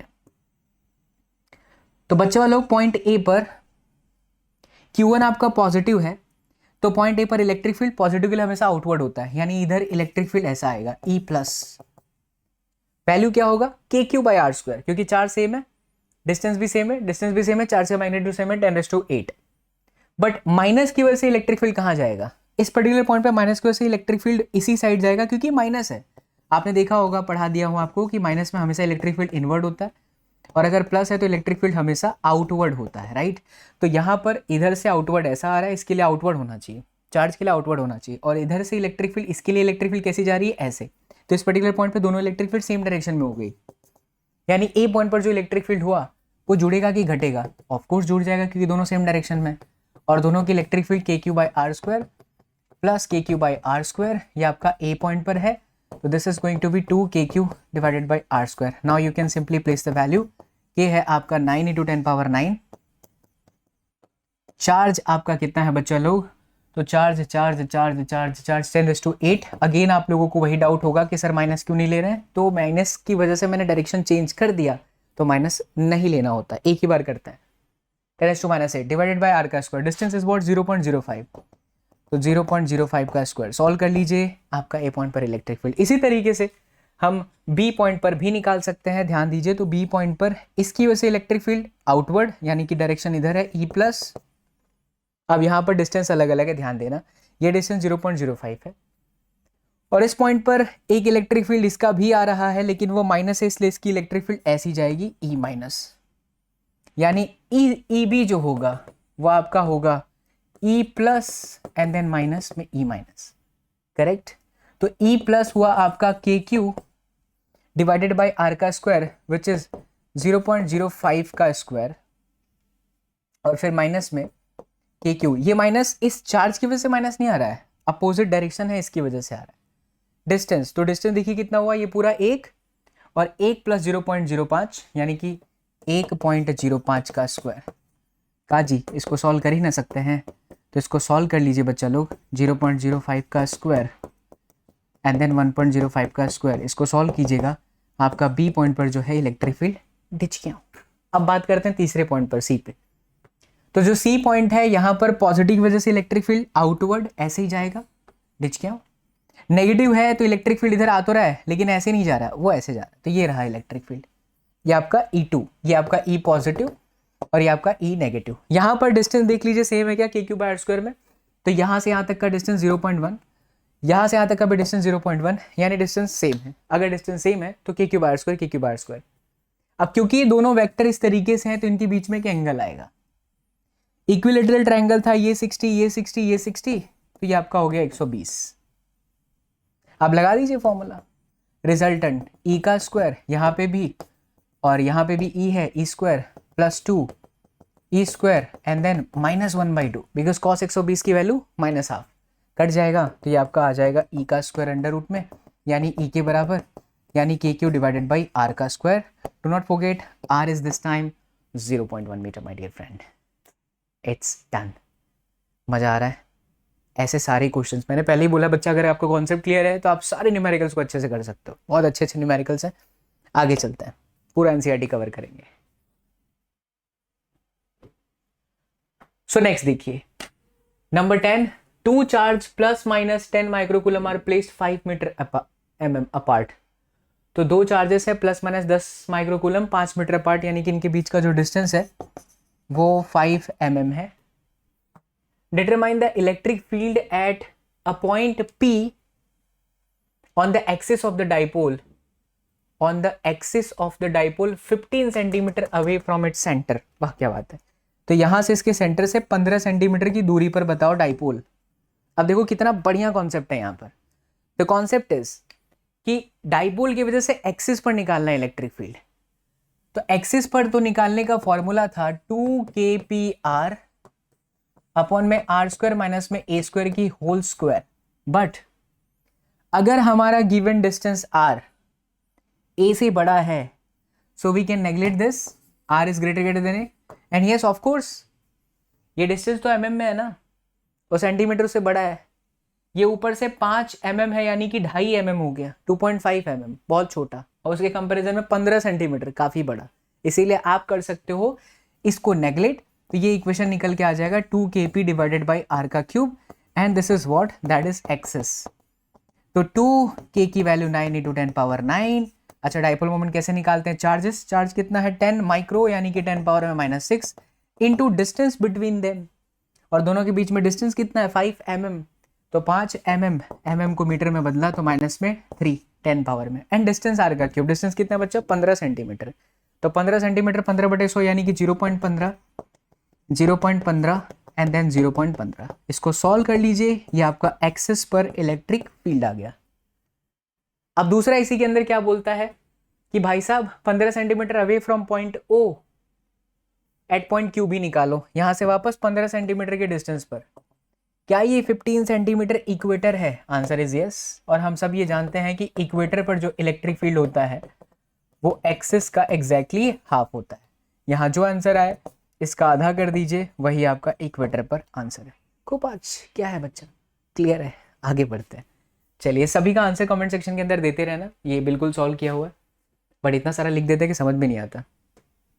नेक्स्ट चलिए बच्चा अगला क्वेश्चन करते हैं। नेक्स्ट क्वेश्चन इज, मज़ा आ रहा है मुझे, कुछ बहुत मज़ा आ रहा है, कमाल करते हो सर। ऐसे ऐसे देख लेता हूँ कि ये हार्डवर्क करना है तो कर लेता हूँ। टफ है ये, रिकॉर्डिंग में अगर 2-3 घंटा लगेगा तो अगर लाइव जाता तो 5-6 घंटे लगते, बट मज़ा आ रहा है ना आप लोगों को। बस मैं यही चाहता हूँ बच्चे लोग दिल से आप पढ़ो, आपके लिए सब कुछ करने को तैयार हूँ मैं। आइए देखिए, बहुत अच्छा सवाल है ये।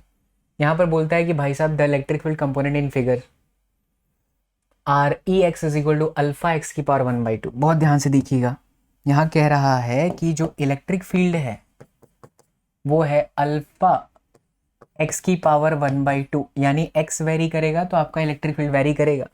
इलेक्ट्रिक फील्ड पूरी तरह से एक्स डायरेक्शन में है क्योंकि वाई और जेड कंपोनेंट इसके 0 है, यानी कि इलेक्ट्रिक फील्ड आपका इस तरीके से डायरेक्शन में है, एक्स डायरेक्शन में। फिर कहता है अल्फा तो कांस्टेंट है, चलो कांस्टेंट है मान लिया, ठीक है, वैल्यू दे रखा है। Calculate the flux through the cube, इस पूरे क्यूब से फ्लक्स कितना निकलेगा। ध्यान से देखना बच्चा, ये वाली जो सरफेस है जो कि थोड़ा उन्होंने ब्लू किया है, इसका नॉर्मल क्या है? नॉर्मल मतलब सरफेस के परपेंडिकुलर। ये देखो किताब में भी बना भी दिया एनआर, राइट है ना? हाँ एनआर, थोड़ा सा पीडीएफ के फॉर्म में डाउनलोड करते हैं तो चला जाता है, इसलिए आपको दिखता है। तो एनआर राइट साइड है और इलेक्ट्रिक फील्ड भी इसी दिशा में है, तो थीटा इनके बीच में 0 हुआ, दोनों सेम डायरेक्शन में है। Flux phi is equal to E dot A, यानी कि ई ए कॉस 0, यानी हमें यहाँ पर फ्लक्स कुछ ना कुछ मिल जाएगा, मिलेगा। कितना मिलेगा अभी देखते हैं, बट यहाँ मिलेगा। उसी तरीके से यहाँ भी मिलेगा। क्यों? क्योंकि इधर जो एरिया है ये देखो क्लोज बॉडी है। क्लोज बॉडी के लिए हमने सिखाया था आपको, अगर आप लंबे वाले लेक्चर्स नहीं देख पाते हो, समय कम है भाई महान लोगों को, तो 60 सेकेंड के कॉन्सेप्ट की भी वीडियोस में बनाता हूं जहां पर सारा फिजिक्स 60 सेकेंड के अंदर एक्सप्लेन करता हूं। तो आप प्लेलिस्ट को विजिट करो, 60 second concept physics warm up match, there I have explain की क्लोज बॉडी है तो area is always perpendicular to the surface. तो जैसे ये वाला है तो इसके लिए नॉर्मल इधर है, इसके लिए नॉर्मल इधर है, इसके लिए ये जो नीचे वाली सरफेस है ये वाली सरफेस इसके लिए इधर है, इसके लिए इधर है ना। अच्छा इलेक्ट्रिक फील्ड इस साइड है तो यहाँ थीटा 180 बना, यानी यहाँ पर भी आपका फ्लक्स मिलेगा, पक्की बात है।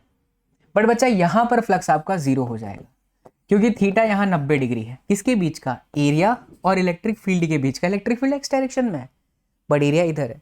नीचे वाली सरफेस पर देखो, इलेक्ट्रिक फील्ड इधर है, एरिया इधर है, तो यहाँ पर भी थीटा 90 है, थीटा 90 है तो ये कॉस 90, तो फाई आपका जीरो है। ये जो फेस निकल रहा है ये वाला पोर्शन, ये देख रहे हो आप, इसके लिए भी सेम कंडीशन, एरिया ऐसे बाहर आ रहा है मतलब ऐसे आ रहा है, और इलेक्ट्रिक फील्ड ऐसे, थीटा 90, पीछे वाले के लिए भी same, so that we can get a flux only for right side face and the left side face.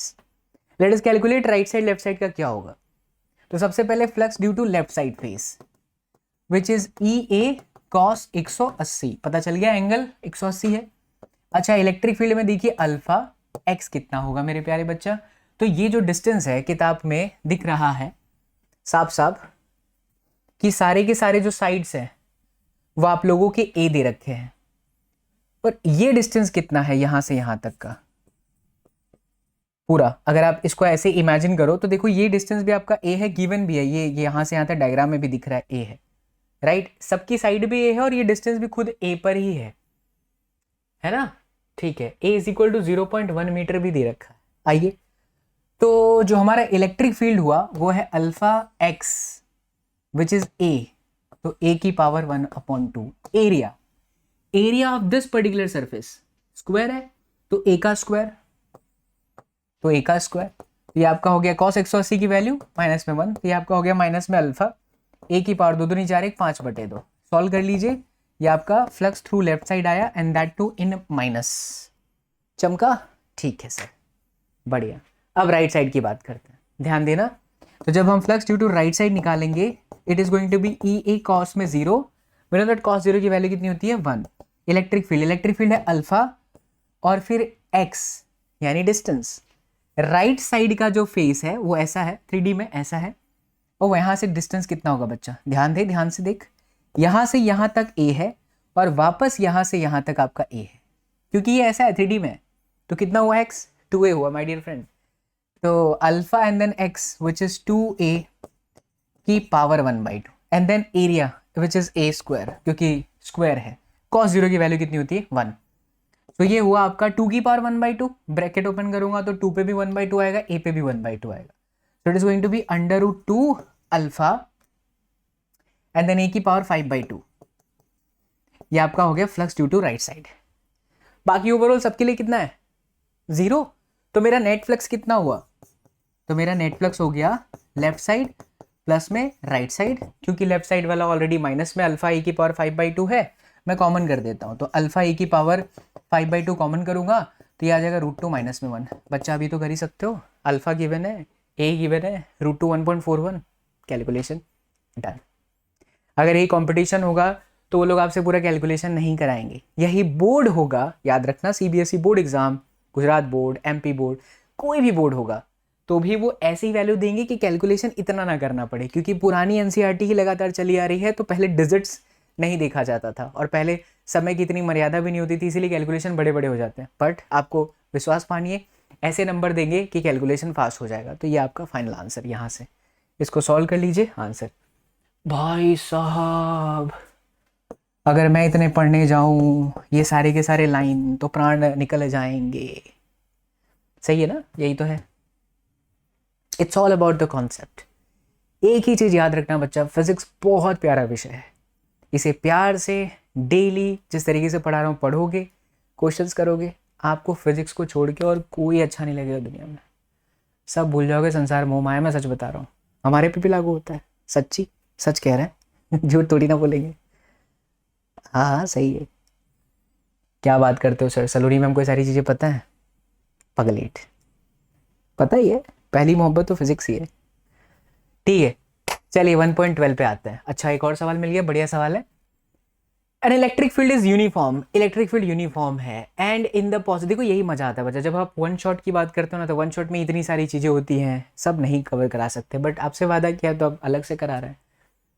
तो an electric field is uniform and in the positive, चल रहा है recording, positive x direction for positive x and uniform with the same magnitude but in the negative x direction for negative x। कह रहा है कि electric field 200 i cap है but positive के side पे प्लस है, नेगेटिव के side पे माइनस है। देखो लिखा भी है x ग्रेटर देन 0 के लिए यानी कि प्लस साइड, और माइनस में है x लेस देन 0 के लिए। A right circular cylinder of length 20 centimetre and radius 5 centimetre has its centre at the origin and its axis along the x-axis so that one face is at 10 centimeter and the other is at minus 10 centimeter. Okay, figure भी दे रखा था, बना लेते हैं, कोई बात नहीं, यहीं पर देख लीजिए। तो इस तरीके से एक सिलेंडर बना दो पहले। ये हमने बना लिया खूबसूरत सा सिलेंडर। ये है सिलेंडर की एक्सिस, ठीक, ये है सेंटर में ओरिजिन, ये है आपका प्लस 10 सेंटीमीटर, ये है आपका माइनस में 10 सेंटीमीटर इधर है, बट डिस्टेंस है इसलिए मैं माइनस नहीं लिखूंगा। ये आपका ओरिजिन है, मतलब कि ये वाई एक्सिस, ये आपका पॉजिटिव एक्स, ये आपका नेगेटिव एक्स, ठीक है। इधर इलेक्ट्रिक फील्ड इधर है और माइनस में 200 आई कैप है। इधर है जो बच्चा इलेक्ट्रिक फील्ड वो 200 है आई कैप न्यूटन पर कूलम, ऐसा दे रखा है, ऐसा सवाल में ही कह रहा है। ये आपका इलेक्ट्रिक फील्ड भी दे रखा है। ओके, आगे पढ़ते हैं। रेडियस वेडियस सब दिया है अपने को। What is the net outward flux through each flat face and what is the flux through the side of the cylinder. Flat face मतलब कि इधर से कितना निकल रहा है फ्लक्स, ध्यान दीजिएगा। इस वाले सरफेस से और इस वाले सरफेस का ओवरऑल फ्लक्स निकालना है, ठीक है। इसकी नॉर्मल यानी कि एरिया परपेंडिकुलर, क्लोज बॉडी है तो क्लोज बॉडी के लिए हमेशा परपेंडिकुलर था, एरिया इधर है, इलेक्ट्रिक फील्ड भी इधर है। तो मेरे प्यारे लाल बाल गोपाल, अगर मैं इससे फ्लक्स निकालूं लेफ्ट साइड से, तो इलेक्ट्रिक फील्ड है मेरा माइनस में 200 i cap dot E dot A होता है। एरिया सर्कल है पाई आर का स्क्वायर, तो पाई आर का स्क्वायर, आर बोले तो रेडियस कितना दे रखा है, चलो जो भी रेडियस है मान लेते हैं आर, और ये आपका आई कैप है, इस साइड है इसलिए माइनस में आई कैप होगा, तो माइनस माइनस आपका प्लस हो गया, यानी कि 200 पाई आर का square. This is my left side flux, बराबर। पॉजिटिव आ रहा है मतलब आउटवर्ड। इसी तरीके से राइट साइड निकालेंगे, सब कुछ सेम है ना, इलेक्ट्रिक फील्ड एरिया इधर है, आई कैप है, तो सेम आंसर आ रहा है 200 पाई आर का स्क्वायर। देखना कुछ गलती होगा तो पता चल जाएगा, तो ये आपका फाई आर आ गया। अब आपसे नेट फ्लक्स बोलता है, तो लेफ्ट साइड और राइट साइड, ये भी आउटवर्ड है, ये भी आउटवर्ड है, दोनों जुड़ जाएगा, नेट फ्लक्स मिल गया। इसी में दूसरा सवाल बोलता है फ्लैट सरफेस से, तो मिल गया। दूसरा बोलता है what is the flux through the side of the cylinder. अब देखिए ये साइड मतलब ये जो मैंने सर्कल बनाया है वो ऐसे समझो, ब्लैक बनी वाले मेरा पैर तोड़े थे, ऐसा सिलेंडर है, तो मैं इस साइड की बात कर रहा हूँ। अच्छा, ये सभी तमाम जगह पर एरिया तो ऐसे, एरिया इधर है, ऐसे है एरिया, ऐसे है एरिया, ऐसे है एरिया, हर जगह ऐसे, लेकिन इलेक्ट्रिक फील्ड तो ऐसा ही है। तो एरिया और इलेक्ट्रिक फील्ड के बीच में एंगल कितना बना, 90 डिग्री, क्योंकि इसकी एरिया इधर है, इलेक्ट्रिक फील्ड इधर है, एंगल कितना 90 डिग्री। तो जो साइड वाला है बच्चा, उससे जो है फ्लक्स आपका, ये साइड ही बोल रहा है ना, फ्लक्स थ्रू द साइड, आपका फ्लक्स आपका कितना हो जाएगा, 0। खेला हो गया खत्म। और कुछ पूछ रहे हैं, flux through the side of the cylinder, what is the net outward flux through the cylinder, दोनों को जोड़ना है, लेफ्ट साइड से राइट साइड को दोनों को जोड़ दो। फिर क्या बोलता है, what is the net charge inside the cylinder. Once you get the value of total flux phi t, तो आपका क्या होता है, इनचार्ज इनक्लोज बॉडी के अंदर टोटल चार्ज कितने, मतलब इस पूरे के अंदर कितना है, डिवाइडेड बाय एप्सिलॉन नॉट, तो आपका क्यू हो जाएगा pi total multiply by epsilon naught. Total flux आपका लेफ्ट साइड और राइट साइड का समीशन है। दैट्स इट मेरे प्यारे बच्चा। आइए चलिए देख लीजिए। तो लेफ्ट साइड पर उन्होंने निकाला, राइट साइड पर उन्होंने निकाला, दोनों की वैल्यू सेम है फॉर एनी पॉइंट, फ्लक्स आपका 0 है। फिर इसी में उन्होंने बोला कि हाँ नेट ये आ गया, और चौथे नंबर पर phi is equal to q by epsilon naught, यानी कि देखिए charge is equal to epsilon naught into phi. क्या लगा दम पैसा आ जाम फौजी नाचे छमाछम। आगे बढ़ते हैं, नेक्स्ट क्वेश्चन। ये बड़ा इंटरेस्टिंग है और ये आपके एग्जाम्पल का सबसे लास्ट क्वेश्चन है, बहुत इंटरेस्टिंग क्वेश्चन है। आइए देखिए, An early model for an atom considered it to have a positively charged point। तरबूज मॉडल भी इसको बोलते हैं कि भैया जो पॉजिटिव चार्ज होता है वो यहाँ होता है और इलेक्ट्रॉन हर जगह डिस्ट्रीब्यूटेड होता है इस तरीके से। Charge point nucleus of charge Ze, तो यहाँ पर जो है उसका जो चार्ज है वो आपका ZE है, ऐसा कह रहा है क्वेश्चन के अंदर, क्योंकि Q बराबर Ni होता है। मान लिया कि कोई एटम है, एटॉमिक नंबर उसका Z है, उतना ही इलेक्ट्रॉन होता है, तो फिर Ni, तो यहाँ पर ये चार्ज दे रखा है ZE, राइट। ये रेडियस कैपिटल R है। Okay, the atom as a whole is neutral, पूरा एटम न्यूट्रल है। For this model what is the electric field at a distance R from the nucleus, यानी कि यहाँ से R जितने distance पर इनसाइड पर्टिकुलर पॉइंट पर आपको निकालना है बच्चा लोग इलेक्ट्रिक फील्ड। आइए चलिए इसको सॉल्व करते हैं, बहुत अच्छा सवाल है। चलिए बच्चे, तो इस क्वेश्चन को सॉल्व करते हैं, ध्यान दीजिएगा। The atom as a whole is neutral, पूरा का पूरा जो एटम है वो न्यूट्रल है। For this model what is the electric field at a distance R from the nucleus. देखिए, तो R जितने डिस्टेंस पर अगर हमें निकालना है इलेक्ट्रिक फील्ड, तो हम यहाँ पर गाउस लॉ को यूज कर लेते हैं। और गाउस लॉ क्या कहता है कि भैया आपको इस तरीके से क्लोज लूप तो लेना पड़ेगा। चलिए क्लोज लूप ले लेते हैं, पर इस क्लोज लूप के अंदर कितना चार्ज है नहीं पता है, वो मान लेते हैं Q डैश, राइट। बट इतना कंफर्म पता है कि इसके अंदर, क्योंकि सेंटर पे ही आपका पॉजिटिव चार्ज है, यहाँ पर तो सबके सब इलेक्ट्रॉन्स डिस्ट्रीब्यूटेड है, तो it must be negative, right. मुझे अगर यहाँ का चार्ज पता चलेगा तभी मैं गाउस लॉ को अच्छे से अप्लाई कर पाऊंगा। रीजन इज कि अगर हम लिखते हैं फाई, यानी इससे related phi is equal to integration E dot में ds is equal to q enclosed divided by epsilon naught, तो मुझे क्यू इनक्लोज्ड मतलब इसके अंदर का चार्ज चाहिए। इस सरफेस के अंदर एक चार्ज तो आपका सेंटर वाला ZE है और दूसरा जो है आपका Q डैश है, वही Q डैश निकालना है। चलिए इसको थोड़ा ओपन कर लेते हैं। अच्छा, इलेक्ट्रिक फील्ड आउटवर्ड डायरेक्शन में है, पॉजिटिव चार्ज है, तो इस ये पूरा का पूरा है। और जो आपका एरिया है उसके बीच में जो एंगल है 0 डिग्री कंसिडर करेंगे आप, तो EDA cos 0 बनेगा। और ये आपका हो गया electric field, and that is going to be 4 pi small r square, it is the area of the Gaussian surface. फिर ये आपका हो गया Q enclosed divided by epsilon naught, से इक्वेशन नंबर 1। आइए आगे बढ़ते हैं। अब इसके बाद बच्चा एक चीज तो कांस्टेंट रहता है, दैट इज डेंसिटी, है ना। तो डेंसिटी का जो फॉर्मूला होता है चार्ज अपॉन में वॉल्यूम। चार्ज आपका कितना है ओवरऑल, इसके ऊपर अभी जो ओवरऑल चार्ज है आपका ZE है, डिवाइडेड बाई 4/3 पाई R का क्यूब, R रेडियस तक पूरा फैला हुआ ZE चार्ज, टोटल चार्ज। तो ये तो आपका हो गया ZE divided by 4/3 pi R का क्यूब, इक्वेशन 1 या 2 इसको कंसिडर कर लीजिए।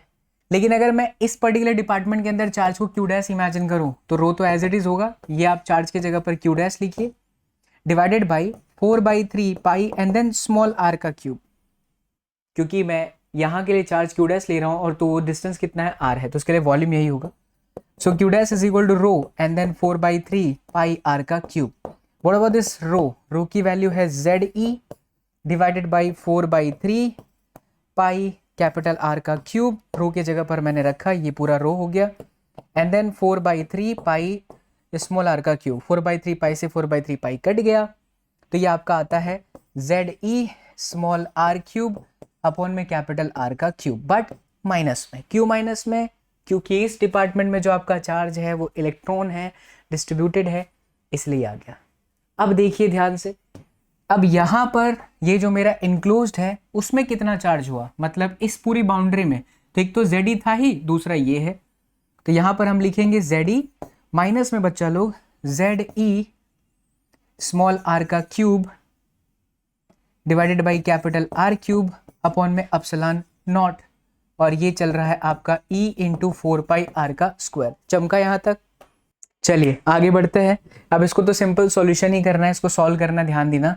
तो E is equal to 4 pi R square को हम लोग नीचे लेके आ जाते हैं, ZE को भी कॉमन कर लेता हूँ ना मैं, तो ये ZE कॉमन हो गया, साथ में एप्सिलॉन नॉट को भी साइड में कर देते हैं, और 4 पाई को भी कर दीजिए साइड में। तो ये देखो ZE एप्सिलॉन नॉट को साइड में लिखा और 4 पाई नीचे आ गया, R स्क्वायर से डिवाइड कर दो, तो यहाँ तो कुछ नहीं है, तो 1 अपॉन में R स्क्वायर रहेगा, माइनस में बच्चा लो यहाँ पर R का cube divided by R cube and then R का स्क्वायर, तो जब आप यहाँ पर R का स्क्वायर करिएगा तो ऊपर वाले क्यूब से कट जाएगा, तो ये आपका आ जाता है ZE अपॉन में 4 pi epsilon naught 1 upon R square, minus इस R स्क्वायर से क्यूब कट गया, तो that is R divided by capital R का क्यूब। ये है electric field inside that particular point if we consider पुराना वाला old model. By the way ये आपके सिलेबस में नहीं है, बट फिर भी सारे क्वेश्चन करा रहा हूँ क्योंकि बहुत सारे स्टेट बोर्ड के स्टूडेंट देखते हैं। सॉलिड स्फीयर एक तरीके का ये हुआ, और सॉलिड स्फीयर की वजह से इलेक्ट्रिक फील्ड नहीं निकाला जाता है, मतलब आपके सिलेबस में नहीं है, बट फिर भी if you want to do this तो आपके सामने है।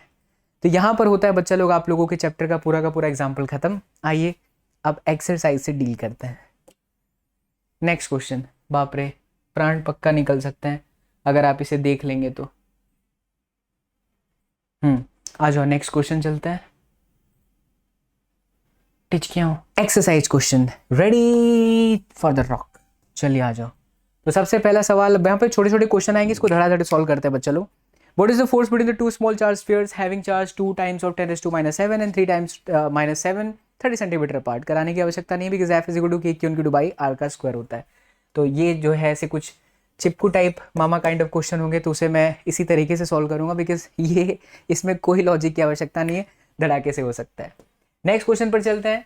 The electrostatic force on a small sphere of charge 0.4 microcoulomb due to another small sphere of -0.8 microcoulomb in the air is 0.2 newton. यानी कि यहाँ पर साफ साफ दिख रहा है अट्रैक्टिव फोर्स होगा, तो 0.4 एंड देन 0.8, 10 पावर -12 दोनों का माइक्रो है, और k यानी कि 9 × 10⁹, ये आपका दे रखा है 0.2, ये 0.2, तो k q बाई r का स्क्वायर, यहाँ से r सब्जेक्ट बना लीजिए। So what is the distance between them, r निकल जाएगा। दूसरा बोलता है what is the force on the second sphere due to the first. कमाल करते हो यार, एक आपका q1 है, दूसरा आपका q2 है, ऊपर से वो माइनस है, तो दोनों पे सेम अमाउंट का फोर्स लगता है, सेम अमाउंट का फोर्स लगता है। तो ये इस पे जितना मारेगा उतना ये मार देता है, खेला खत्म हो गया। तो 0.2 न्यूटन का ही लगेगा। ठीक है, चलो नेक्स्ट क्वेश्चन पर चलते हैं। Check that the ratio ke² by g MEMP is dimensionless. अच्छा सवाल है। ये कह रहा है कि ये बताओ कि ये डायमेंशनलेस है। Look up a table of physical constants and determine the value of this ratio. What does the ratio signify? Ratio क्या सिग्निफाई कर रहा है, मतलब सबकी वैल्यू प्लेस कर देंगे। बट अगर मैं यहाँ देखूँ के का स्क्वायर अपॉन में G M E and then M P, तो थोड़ा ध्यान देना, के होता है एफ इज टू के Q by F square, so that is going to be newton metre का स्क्वायर अपॉन कूलम का square in place of K. E is coulomb का स्क्वायर। जी होता है बच्चा लोग F is equal to G m1 m2 upon में r square, it's newton metre square upon में kg का square in place of capital G, and then we have MEMP which is kg का square, masses है इसलिए। तो ये kg square से kg square cut गया, करेक्ट बात है। ये न्यूटन मीटर स्क्वायर से न्यूटन मीटर स्क्वायर कट गया, कूलम स्क्वायर से कूलम स्क्वायर कट गया, कुछ नहीं बचा। तो m0 L0 T0 it's a dimensionless, hence proved. फिर बोलता है कि इसकी वैल्यू बता दो, तो सबकी वैल्यू रखना और तो कुछ नहीं करना है। k 9 × 10⁻9 है, e 1.6 10⁻19 है, g 6.6 10⁻11 है, MEMP 1.6 10⁻27 for mass of proton and 9.1 10⁻31 kg for mass of electron, that you can do easily. चलिए, तो ये निकाल करके ये आ रहा है। अब अगर आप बहुत ध्यान से देखो तो यहाँ पर एक अच्छा पॉइंट बन सकता है, जैसे के स्क्वायर अपॉन में जी MEMP है ना, तो के ई का स्क्वायर अपॉन में R square and then G MEMP upon में आर स्क्वायर। ये क्या हो गया आपका इलेक्ट्रोस्टैटिक फोर्स, कोलम्बियन फोर्स, और ये आपका क्या हो गया ग्रेविटेशनल फोर्स। की वैल्यू कितनी आ रही 2.3। मतलब कि बच्चा लोग जो भी है 10⁻39 सॉरी 10⁻39, यानी electrostatic force is stronger than the gravitational force. And look at this the value, the 2.3 10⁻39 not minus plus, मतलब इलेक्ट्रोस्टैटिक फोर्स ग्रेविटेशनल के कंपैरिजन में इतना हैवी है, 2.3 × 10⁻39। Next question, explain the meaning of the statement electric charge of a body is quantized. पढ़े हो आप लोग को, सिखाया जा चुका है Q बराबर है NE, N can not be integer, N can not be the decimal value, because कभी भी ऐसा नहीं बोल सकते कि आधा electron 2.3 electron, so it is always a integer number. Why can one ignore quantization of electric charge when dealing with a microscopic. देख बच्चा, माइक्रोस्कोपिक का वर्ड समझ, माइक्रोस्कोपिक मतलब लार्ज नंबर पर। हम जो फॉर्मूला लगाते हैं Q इक्वल टू NE, वो बहुत ही माइक्रोस्कोपिक लेवल पर है। माइक्रोस्कोपिक लेवल मतलब बहुत ही छोटा, 10⁻27 10⁻37। लेकिन जब हम मैक्रो वर्ड यूज करते हैं तो बहुत बड़े नंबर पर जाता है, और बहुत बड़े नंबर पर Q इक्वल टू NE को अप्लाई नहीं किया जाता। ठीक, चलो पढ़ लीजिएगा यहाँ पर ये लाइन भी। अगला question, when a glass rod is rubbed with a silk cloth charges appear on both, दोनों पर चार्ज अपीयर हो जाता है. A similar phenomena is observed with many other pairs of bodies. Explain how this observation is consistent with the law of conservation of charge. बहुत अच्छा line है. एक glass rod को अगर आप घिसते हो सिल्क क्लॉथ के साथ, तो एक ग्लास की रॉड है और ये सिल्क के क्लॉथ के साथ अगर आप इसको फ्रिक्शन करवाते हो तो क्यों ऐसा दोनों पर चार्ज आ जाता है. देखिए यहाँ पर समझिएगा बहुत ध्यान से, हम बात कर रहे हैं फ्रिक्शन. अक्सर सर्दी का मौसम ही चल रहा है, रजाई वजाई आप लोग ओढ़ते हो, कंबल वम्बल तो ओढ़ते हो, रात को एकदम अंधेरा कर दो, चुड़ैल आएगी, उसका मतलब ये नहीं है. अंधेरा कर दीजिए, कंबल लीजिए और अपने हाथ से या तो जो आपके रोए हैं उससे ना कंबल को थोड़ा सा घिसिए. आप देखेंगे चिंगारी निकलेगा, आग नहीं लगेगी लेकिन आपको दिखेगा स्पार्क. क्यों होता है ये चीज़ ज़रा समझना. होता है ये बच्चा कि न्यूट्रल एटम का खेल होता है यहाँ पे. जब हम न्यूट्रल एटम की बात करते हैं तो न्यूट्रल एटम मतलब बेचारा सुखी जीवन बिताने वाला प्राणी कोई भी मान लो, तो उसके लास्ट वाले में जो इलेक्ट्रॉन होते हैं वो वैलेंसी का काम करते रहता है. जब फ्रिक्शन होता है, चाहे इसका हो, कंबल वाला आपका हाथ का फ्रिक्शन हो, कई बार कंघी से आप बाल बनाते हो उसके बाद फिर वो कंघी को कागज के पास ले जाता है, चिपक जाता है. क्यों ऐसा होता है? तो फ्रिक्शन की वजह से क्या जनरेट होता है यार? हीट जनरेट होता है. Heat is a kind of energy, है ना. और ये जो एनर्जी होती है, आज ऐसा हो तो मैं एक शॉर्ट्स बना करके डाल भी दूंगा. ठीक है, आज डालता हूँ शॉर्ट वीडियो पे. और हीट, ठीक है, और ये जो एनर्जी होती है, राइट, ये एनर्जी मिल जाती है न्यूट्रल एटम को.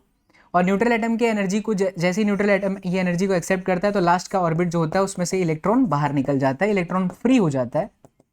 तो अगर फ्री हो जाता है तो चलने लगता है, इलेक्ट्रॉन चलता है तो एक स्पार्क करंट बनाता है. तो जब इलेक्ट्रॉन निकल गया तो वो माइनस है और यहाँ से निकल गया इसलिए ये प्लस है. इसीलिए एक बॉडी माइनस हो जाता है और एक बॉडी क्या होता है? प्लस हो जाता है. दिस इज द रीजन कि जब भी आप रब करते हो, फ्रिक्शन करते हो, तो फ्रिक्शन की वजह से ये चीज़ें देखने को मिलती है. घर पे ट्राई करना, कंबल के अंदर सोना मुंडी डाल करके और अपने हाथों से यहाँ से कंबल को तेजी से घिसे. मात्र 10 से 12 सेकंड के अंदर you will see the spark. Today I will show you the live demonstration from my home. चलिए आगे बढ़ते हैं. अगला सवाल है, 4 point charges 2q minus 5q, 2q and minus 5q are located at the corners of a square ABCD. तो चलिए एक स्क्वायर ले लेते हैं. तो यहाँ पर है 2, फिर माइनस में 5, फिर 2 और फिर माइनस में 5. जाहिर सी बात है इसका आंसर 0 ही आने वाला है. कैसे देख लो. सबका साइड 10 सेंटीमीटर दिया है. What is the force on a charge of 1 microcoulomb place at the centre of the square. इधर जो भी है 1 माइक्रोकूलम, इसका ये डिस्टेंस, इसका ये डिस्टेंस, ये डिस्टेंस, ये डिस्टेंस सब सेम है ना. पक्की बात है. ओके. इस पर्टिकुलर पॉइंट पे इसकी वजह से फोर्स का डायरेक्शन इधर है और इसकी वजह से फोर्स का डायरेक्शन इधर है. नेट 0 हो गया.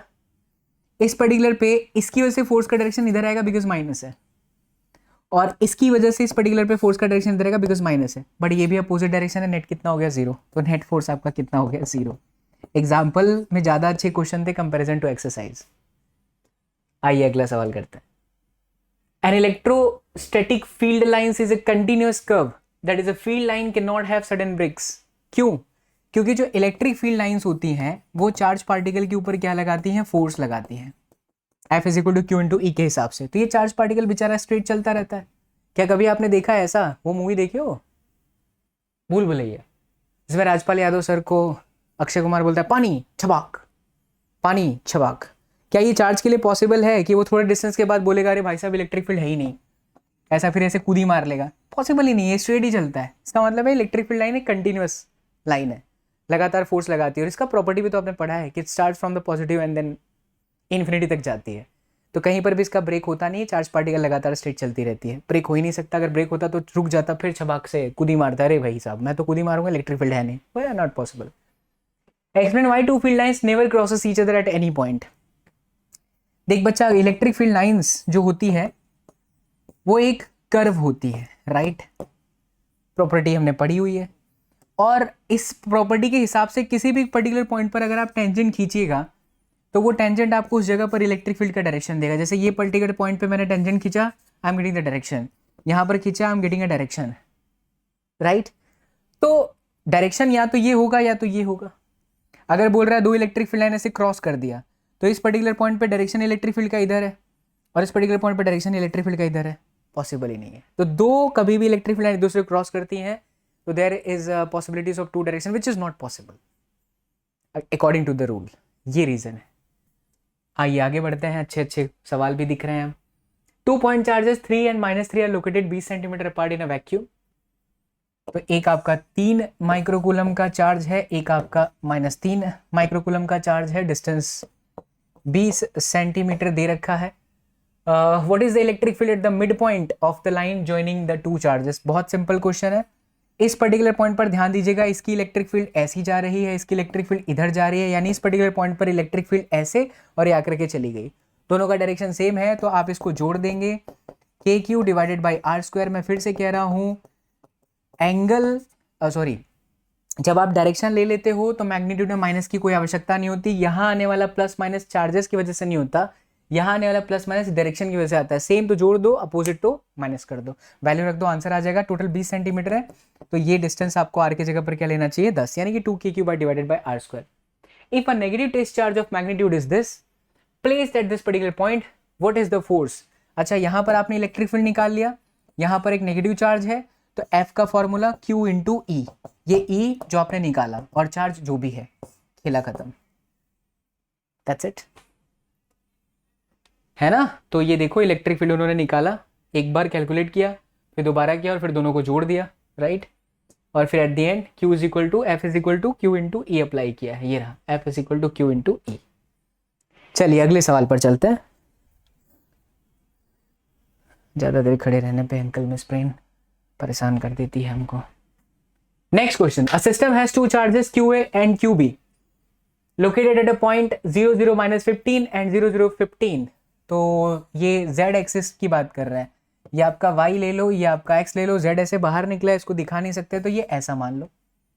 तो ये आपका पॉजिटिव वाला साइड z प्लस, और ये आपका माइनस में z, इसका कोऑर्डिनेट 0 0 15 और इसका कोऑर्डिनेट 0 0 माइनस में 15। ये -15 मतलब इधर, और ये +15, यानी ओवरऑल ये डिस्टेंस आपका कितना हो गया, 30 सेंटीमीटर। और दोनों पे चार्ज रखा है, सेम मैग्नीट्यूड अपोजिट, तो हम डाइपोल निकाल सकते हैं। What are the total charge, 0, because plus minus है। And the dipole moment simple, P is equal to Q into 2A। Charge कितना है, तो 2.5 इंटू 10 पावर माइनस में 7, and the distance 2A is what, that is 30 centimetre, तो 10 power में -2। Solve किया, खोपाच answer. चलिए आगे बढ़ते हैं।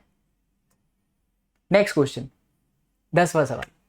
An electric dipole with dipole moment इतना is aligned at 30 degree with the direction of uniform electric field of magnitude इतना। ये तो बच्चा आप ही को करना चाहिए। चार्ज दे रखा है, electric dipole with dipole moment, नहीं ये डाइपोल मोमेंट है, coulomb into metre, that is P। Angle दे रखा है, और क्या दे रखा है साथ में, magnitude of electric field. So बोलता है कैलकुलेट द मैग्नीट्यूड टॉर्क। बहुत ही simple, torque is equal to क्या लगता है, PE साइन थीटा। देख रहे हैं, पूरा खेल फॉर्मूले का है। इसीलिए मैं आप लोगों से हम्बल रिक्वेस्ट करना चाहूँगा, if you have done with that video it is good, जिसमें मैंने पूरा फिजिक्स का फॉर्मूला का वीडियो बनाया। शुक्ले, अच्छा, तो शुक्ला को मैं बोल दे रहा हूँ, फिजिक्स का कंप्लीट फॉर्मूला रिवीजन का वीडियो जो है वो इस वीडियो के डिस्क्रिप्शन बॉक्स में हम डाल दे रहे हैं, ताकि आपको ढूंढना भी ना पड़े। चेक करना and get this video, and do not forget to watch this video, because देखो ऐसे ऐसे क्वेश्चन आपके लिए आसान होते जा रहे हैं। आइए आगे बढ़ते हैं। गुड क्वेश्चन, ये आ चुका है, ये आपके CBSE बोर्ड के अंदर ऐसा सवाल आ चुका है। सवाल है, a polythene piece rubbed with wool is found to have a negative charge of 3 × 10⁻⁷ coulomb. अगर नेगेटिव चार्ज है, इसका क्या मतलब है बच्चा लोग, कि उस पर इलेक्ट्रॉन आए हैं, इतना चार्ज है, तो Q is equal to NE से मैं निकाल सकता हूं कि कितने इलेक्ट्रॉन उसके ऊपर आए होंगे। पक्की बात। तो Q आपका दे रखा है, डिवाइड बाई E कर दीजिए, N आ जाएगा। Estimate the number of electron, पहला सवाल वही पूछा है। Is there a transfer of mass from wool to polythene, answer है यस, क्योंकि नेगेटिव चार्ज था, यहां पर बोला भी था नेगेटिव चार्ज था, मतलब कि ये पॉलिथीन था और ये आपका लकड़ी था। जब इसको आप घिसे, इस पे नेगेटिव आया, मतलब कि यहां से इलेक्ट्रॉन यहां आ गए, ठीक है। तो अगर यहां से इलेक्ट्रॉन यहां पर आ गए, कितने आ गए, n जितने आ गए, तो इसके ऊपर ना मास और ऐड हो जाएगा, बिकॉज इलेक्ट्रॉन का भी मास होता है। तो जो अब यहां पर मास का ट्रांसफर हुआ वो आपका हो जाएगा Me इंटू ई। Me यानी कि 9.1 इंटू 10⁻31, ये E के जगह पर नंबर ऑफ इलेक्ट्रॉन्स होने चाहिए, जो कि यहां से आपके निकले हुआ है। ट्रांसफर ऑफ मास भी होगा, बट वो मास नेग्लिजिबल कह सकते हो, रियल लाइफ में you can not feel that, but physics में छोटी छोटी चीज़ों का भी ध्यान रखना पड़ता है, तो वो सारी चीज़ें यहाँ पर आएंगी। लीजिए एन निकाला गया, और एन निकालने के बाद एम ई इंटू एन कर दिया, यानी आपका लगभग 1.706 गुणे 10⁻18 kg जितना जो है मास ट्रांसफर होगा लकड़ी से, यही लिखा है ना। Hence negligible amount of, negligible बोला था मैंने, negligible amount of mass is transferred from wool to polythene. चलो आगे देखते हैं 12वां सवाल। Two insulated charged copper sphere A and B have their centre separated by a distance 50 centimetre. What is the mutual force of electrostatic repulsion if the charge on each is this. नहीं कराऊंगा, simple question है, कर सकते हो। F is equal to के Q N Q two by R square. The radius of this R that हो गया, simple है। तो यू हैव दैट फोर्स, और इक्वल है तो आप क्यों निकाल सकते हो। इतना भले बोल रहा हूँ बट फिर भी मन कर जाता है भाई, तो क्यों निकाल लोगे यहाँ से। दूसरा बोलता है what is the force of repulsion if each sphere is charge double the above amount and the distance between them is half. Very simple, F की जो भी वैल्यू है नई वाली वैल्यू में वो कह रहा है चार्ज डबल हो गया, तो 2q1q2 एंड डिस्टेंस हाफ हो गया which is R square by 4, ऊपर चला जाएगा 4 इंटू 2, सॉरी बच्चा 2q1 एंड देन 2q2, दोनों डबल बोला है ना, 2 टाइम्स डबल, और ये ऊपर चला गया तो 4 चौके 16, तो 16 के q1q2 डिवाइडेड बाई आर का स्क्वायर। अच्छा पहले हमारे पास फोर्स था क्या, अच्छा फोर्स निकालना ही है। Relative repulsion if the charge on etch, charge given था बच्चा, चार्ज नहीं निकालना है, फोर्स निकालना है। ये तो दोनों सेम हो गया, तो क्यू का स्क्वायर और डिस्टेंस भी दे रखा है 50 सेंटीमीटर, तो एफ निकल गया। जो भी एफ आएगा वो पहले के कंपैरिजन में अब 16 गुना होगा, खत्म। चलिए तो ये रहा 16 times of this. Next question easy हो गया भाई, बढ़िया सवाल लग रहा है अभी तो, फटाफट हो जा रहा है। So the next question is on your screen. Suppose the sphere A and B in exercise 1.112 have the identical size. A third sphere of the same size but uncharged is brought in contact with the first. ध्यान देना, ध्यान दीजिएगा, दोनों पर same था। इससे पहले वाले क्वेश्चन में इस पे भी क्यू चार्ज था, इस पे भी क्यू चार्ज था, ये आपका A था, ये आपका B था। अब क्या कहता है, a third sphere of the same size but uncharged is brought in contact with the first, then brought in contact with the second. यानी कि जो तीसरा वाला अनचार्ज है, ये तीसरा सी, ठीक है, ये पहले ए के संपर्क में आता है फिर बी के संपर्क में आता है। ध्यान देना, जब ये इसके संपर्क में आता है तो फॉर्मूले के हिसाब से sum of the charges divided by number of body which is Q plus 0 divided by 2 that is Q by 2। यानी अब ए पे क्यू बाई 2 हो गया और सी पे भी क्यू बाई 2 हो गया, फिर यही सी बी के संपर्क में आता है, तो अब ये आपका B के संपर्क में अगर आता है तो फिर Q plus Q by 2 divided by 2, sum of the charges Q plus Q by 2 divided by 2, तो ये कितना हो गया 2Q plus Q 3Q by 4। यानी अब B पे भी इतना और C पे भी इतना। खेल है बच्चा, सिंपल से कॉन्सेप्ट का पूरा खेला है। फाइनली रिमूव्ड फ्रॉम बोथ, हटा दिया। What is the new force of repulsion between A and B। तो अब बताओ A और B के बीच में कितना। तो अब A पर है आपका Q बाई 2 और B पर है आपका 3Q बाई 4। देख लो डिस्टेंस की कुछ चेंजेस बोला है। A and B exercise same size but अनचार्ज, नहीं डिस्टेंस की बात नहीं किया, तो इसका मतलब है सेम डिस्टेंस पर है। तो ये डिस्टेंस आपका सेम है। तो जो नया वाला फोर्स हुआ वो हो गया K Q1Q2 which is Q by 2 and 3Q by 4 divided by R square. So you can see that 3 और नीचे 4 दूनी कितना हो गया 8, so it's 3/8 K Q1Q2 divided by R square. This means ये अर्ली वाला फोर्स है, पहले वाला फोर्स है, तो जो नया वाला वैल्यू होगा वो पहले के कंपैरिजन में 3/8 टाइम्स हो जाएगा। स्टन करेक्ट बच्चा। चलिए 3/8 3/8, यस इंटरेस्टिंग क्वेश्चन। देखिए 1.14 पे पहुंच गए हैं। तो अगला सवाल है फिगर 1.33 यानी आपकी किताब का diagram. So the track of 3 charge particles in a uniform electrostatic field. Uniform electrostatic field है, यू कैन सी आपका इलेक्ट्रिक फील्ड प्लस से माइनस की तरफ ऐसे जा रहा है, right. Give the science of the 3 charges. इनके चार्जेस का साइन बताओ। बड़ा सिंपल, आप देख रहे हैं कि ये वाला जो चार्ज पार्टिकल है वो प्लस की तरफ डेविएट हो रहा है ना, तो इसका मतलब है ये पॉजिटिव चार्ज नहीं हुआ, नेगेटिव है, बिकॉज यहाँ प्लस है तो ये माइनस ही होगा, ये भी माइनस होगा क्योंकि उधर डेविएट हो रहा है। और नीचे वाला जो है वो माइनस की तरफ झुका हुआ है, मतलब कि ये 100%, पॉजिटिव चार्ज पार्टिकल है। फिर कहता है which particle has the highest charge to mass ratio, इनमें से किसका चार्ज टू मास रेशियो सबसे ज्यादा है। तो देखिए अगर मैं देखने जाऊं, यहां पर मैं एक लाइन ऐसा खींच देता हूं और मैं ये देखना चाहूं कि कौन कितना ज्यादा डेविएट हुआ है, तो ये मेरा है S2 इतना डेविएशन, S1 इतना डेविएशन, बट इनके कंपैरिजन में अगर आप देखिएगा S3 तो ये थोड़ा इसका डेविएशन ज्यादा दिख रहा है, S3 का डेविएशन ज्यादा है। डायग्राम को ध्यान से ऑब्जर्व करो, अगर आप बीच में लाइन खींचना तो S2 S1, लेकिन इसका ज्यादा डेविएशन है, ये यहां पर है।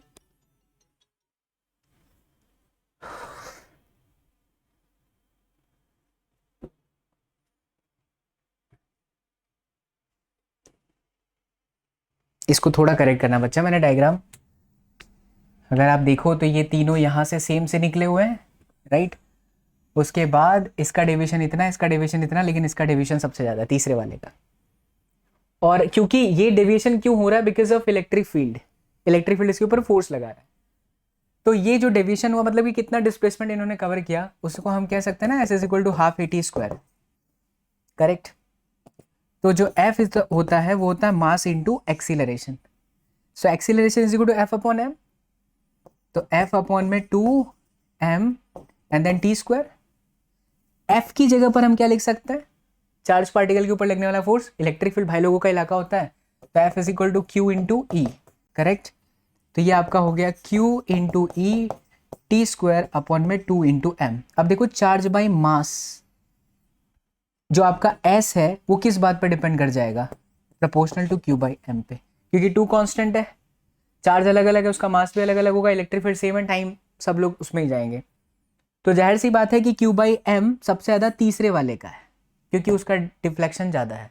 तो चार्ज बाय मास का रेशियो तीसरे वाले का सबसे ज़्यादा है, क्योंकि वहाँ पर जो डिस्प्लेसमेंट है, जो डेविएशन है, वो सबसे अधिक दिखाई दे रहा है। अच्छा सवाल, बढ़िया सवाल, शानदार सवाल। आगे बढ़ते हैं, नेक्स्ट क्वेश्चन देखो।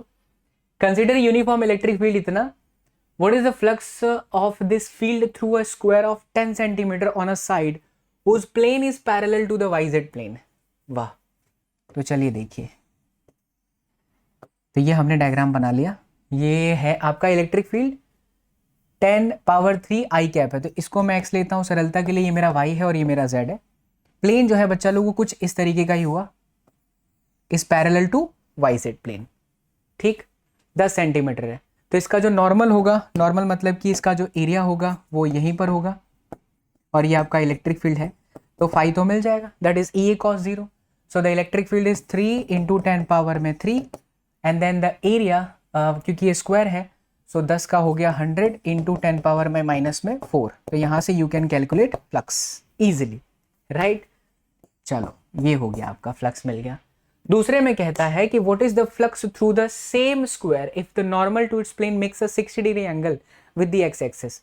मतलब ये थोड़ा सा ऐसा हो गया इस तरीके से, और ये यहाँ पर एंगल बना रहा है 60, तो ऐसे सिचुएशन में फाई = EA cos में 60, राइट। तो आपका इलेक्ट्रिक फील्ड एरिया गिवन है cos 60 1/2, जो भी वैल्यू होगा यहाँ पर उसका एग्जैक्टली कितना हो जाएगा, हाँ, डन। नेक्स्ट क्वेश्चन आइए, what is the net flux of uniform electric field, net flux of the uniform electric field of exercise 1.15, यानी जो अभी किया उसी का, through a cube of side 20 centimetre oriented so that its faces are parallel to the coordinate planes. बहुत ही simple question है। यहाँ पर एक क्यूब बनाइए आप, ये आपका x डायरेक्शन है, ये आपका y डायरेक्शन है, ये आपका z डायरेक्शन है, इस तरीके से, करेक्ट, ऐसा ऐसा ऐसा ऐसा ऐसा एंड देन ऐसा, करेक्ट, ऑल राइट। और इलेक्ट्रिक फील्ड आपका कुछ इस डायरेक्शन में है। तो देख बच्चा बहुत ध्यान से समझ, तो यहाँ वाले सरफेस से जो बाहर निकलेगा फ्लक्स वो होगा फाई = E × A, और इस वाले सरफेस के लिए निकलेगा फाई = -E × A। सिर्फ राइट और लेफ्ट का ही हो सकता है, बाकी सबके लिए तो जीरो होगा। क्यों? क्योंकि इलेक्ट्रिक फील्ड इधर है, इसकी एरिया इधर है, इलेक्ट्रिक फील्ड इधर है, एंगल 90 है, तो phi = EA cos 90 which is 0। नीचे वाले के लिए एरिया नीचे चली जाएगी, इलेक्ट्रिक फील्ड ऐसा है, एंगल 90, फ्लक्स 0। फ्रंट में जो z एक्सिस पर निकल रहा है उसके लिए एरिया z पर है, इलेक्ट्रिक फील्ड x पर है, अगेन एंगल 90 0। तो हमें फ्लक्स मिलता सिर्फ यहाँ पे बिकॉज यहाँ थीटा 0 है और यहाँ थीटा 180 है, तो ये और फिर माइनस में ये, तो जो नेट फ्लक्स हुआ आपका वो आपका हो जाएगा ये माइनस में ये, that is going to be 0. So the net flux is going to be 0 here in this question. Okay, next question बच्चा. Careful measurement of the electric field at the surface of black box indicates that the net outward flux through the surface of the box is 8 times of, एक कोई black box मान लीजिए, यहाँ से flux बाहर निकल रहा है ऐसा कह रहा है, मतलब electric field of course outward direction में है, वो है 8 × 10⁻³ न्यूटन मीटर का स्क्वायर अपॉन में कूलम. पहला सवाल है what is the net charge inside the box. It's very simple to calculate because phi is equal to Q inside upon में epsilon naught. So Q inside is equal to phi times of epsilon naught. Right now the second is if the net outward flux through the surface of the box where 0, अगर net flux जो है आपका 0 है, could you conclude that there were no charges inside the box? अगर phi 0 है तो क्या अंदर कोई चार्जेस नहीं है? आंसर इज नहीं, क्योंकि अगर फ्लक्स 0 है तो इसका मतलब ये भी हो सकता है कि जितने प्लस उतने minus. So saying there is no charges inside the box is absolutely wrong, because if the flux is 0 then there is a possibility of having the same number of plus and same number of minus. बात आई समझ में? तो flux का 0 होना मतलब अंदर charge नहीं है, ऐसा नहीं है. अंदर चार्ज है सेम प्लस और माइनस के, तो चार्जेस हैं. करेक्ट. एंड व्हाई नॉट, बता दिया. Net flux precising out through a body depends on the net charge. If the net flux is 0 then it can be inferred that net charges inside the body is 0 but the body may have the equal amount of positive and the negative charges. बढ़िया.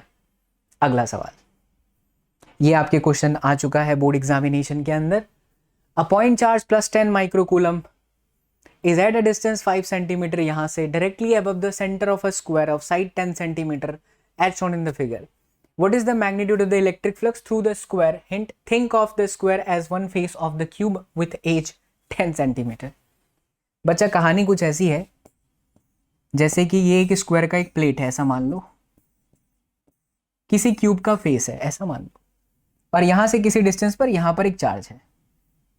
तो ये charge से electric field lines तो निकल रही है और वो इलेक्ट्रिक फील्ड लाइंस इसके सरफेस को लिंक भी कर रही है.